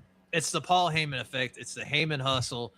And I have this huge bucket list of people that I want to meet or to at least have that opportunity of shaking their hand and saying thank you. And Paul Heyman is one of those people on my list of inspiration, like full blown. Like, you have inspired me to be the man I am. Like, the hustle, the grind, everything about Paul Heyman and what he has done.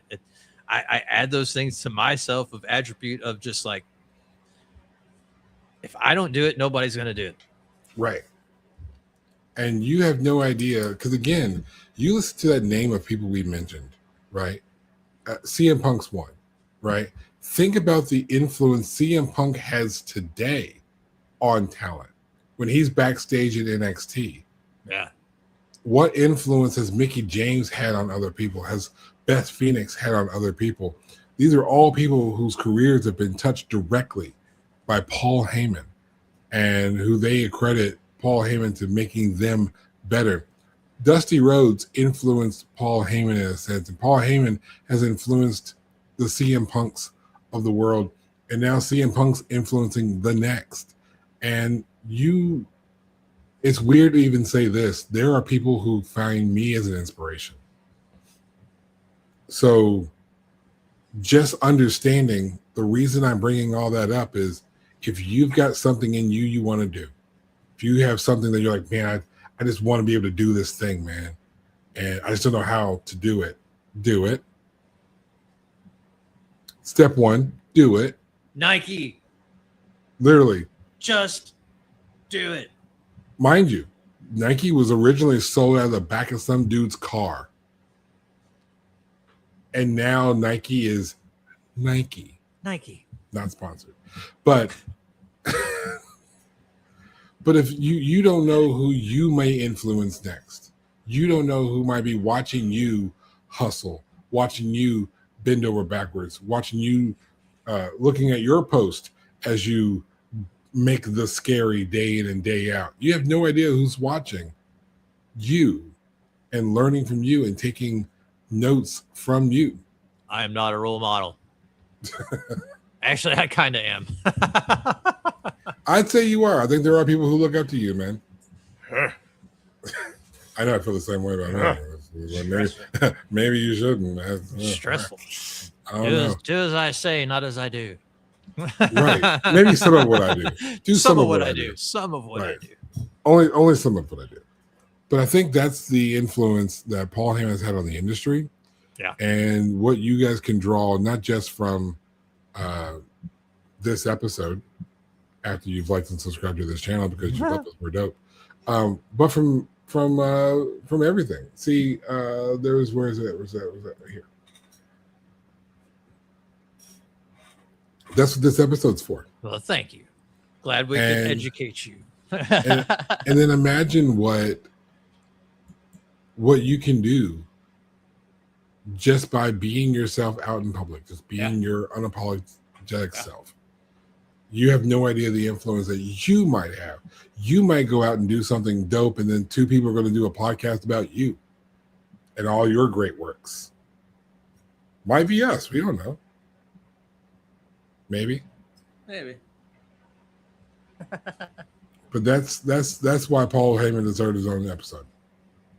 And even the stuff that I learned about Paul today, I mean, that you can't help but be a little bit more motivated after watching and learning about everything that Paul Heyman has managed to accomplish and how he managed to accomplish it.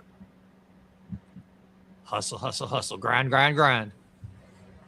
It'll be worth it. If it means enough to you, it'll be worth it. That's it. That's all I got. I think I plugged everything. Yeah, we had our plugs. We're good. Hit all the plugs. So if nothing else from you, I am good. go to malicemanor.com, get your Slaycation coupon tickets that's on sale right now. Get them now so you can get to the front of the line. And This Slaycation Friday and is Saturday. This Friday and Saturday, 9 p.m. till midnight, both nights. It's going to be a great Address. 640 Providence Way, Clarksville, Indiana. All right. So, on behalf of Malice Manor, that's Joker. I'm the Moon, and this is Moon Eagles Wrestling. You guys have a wonderful night.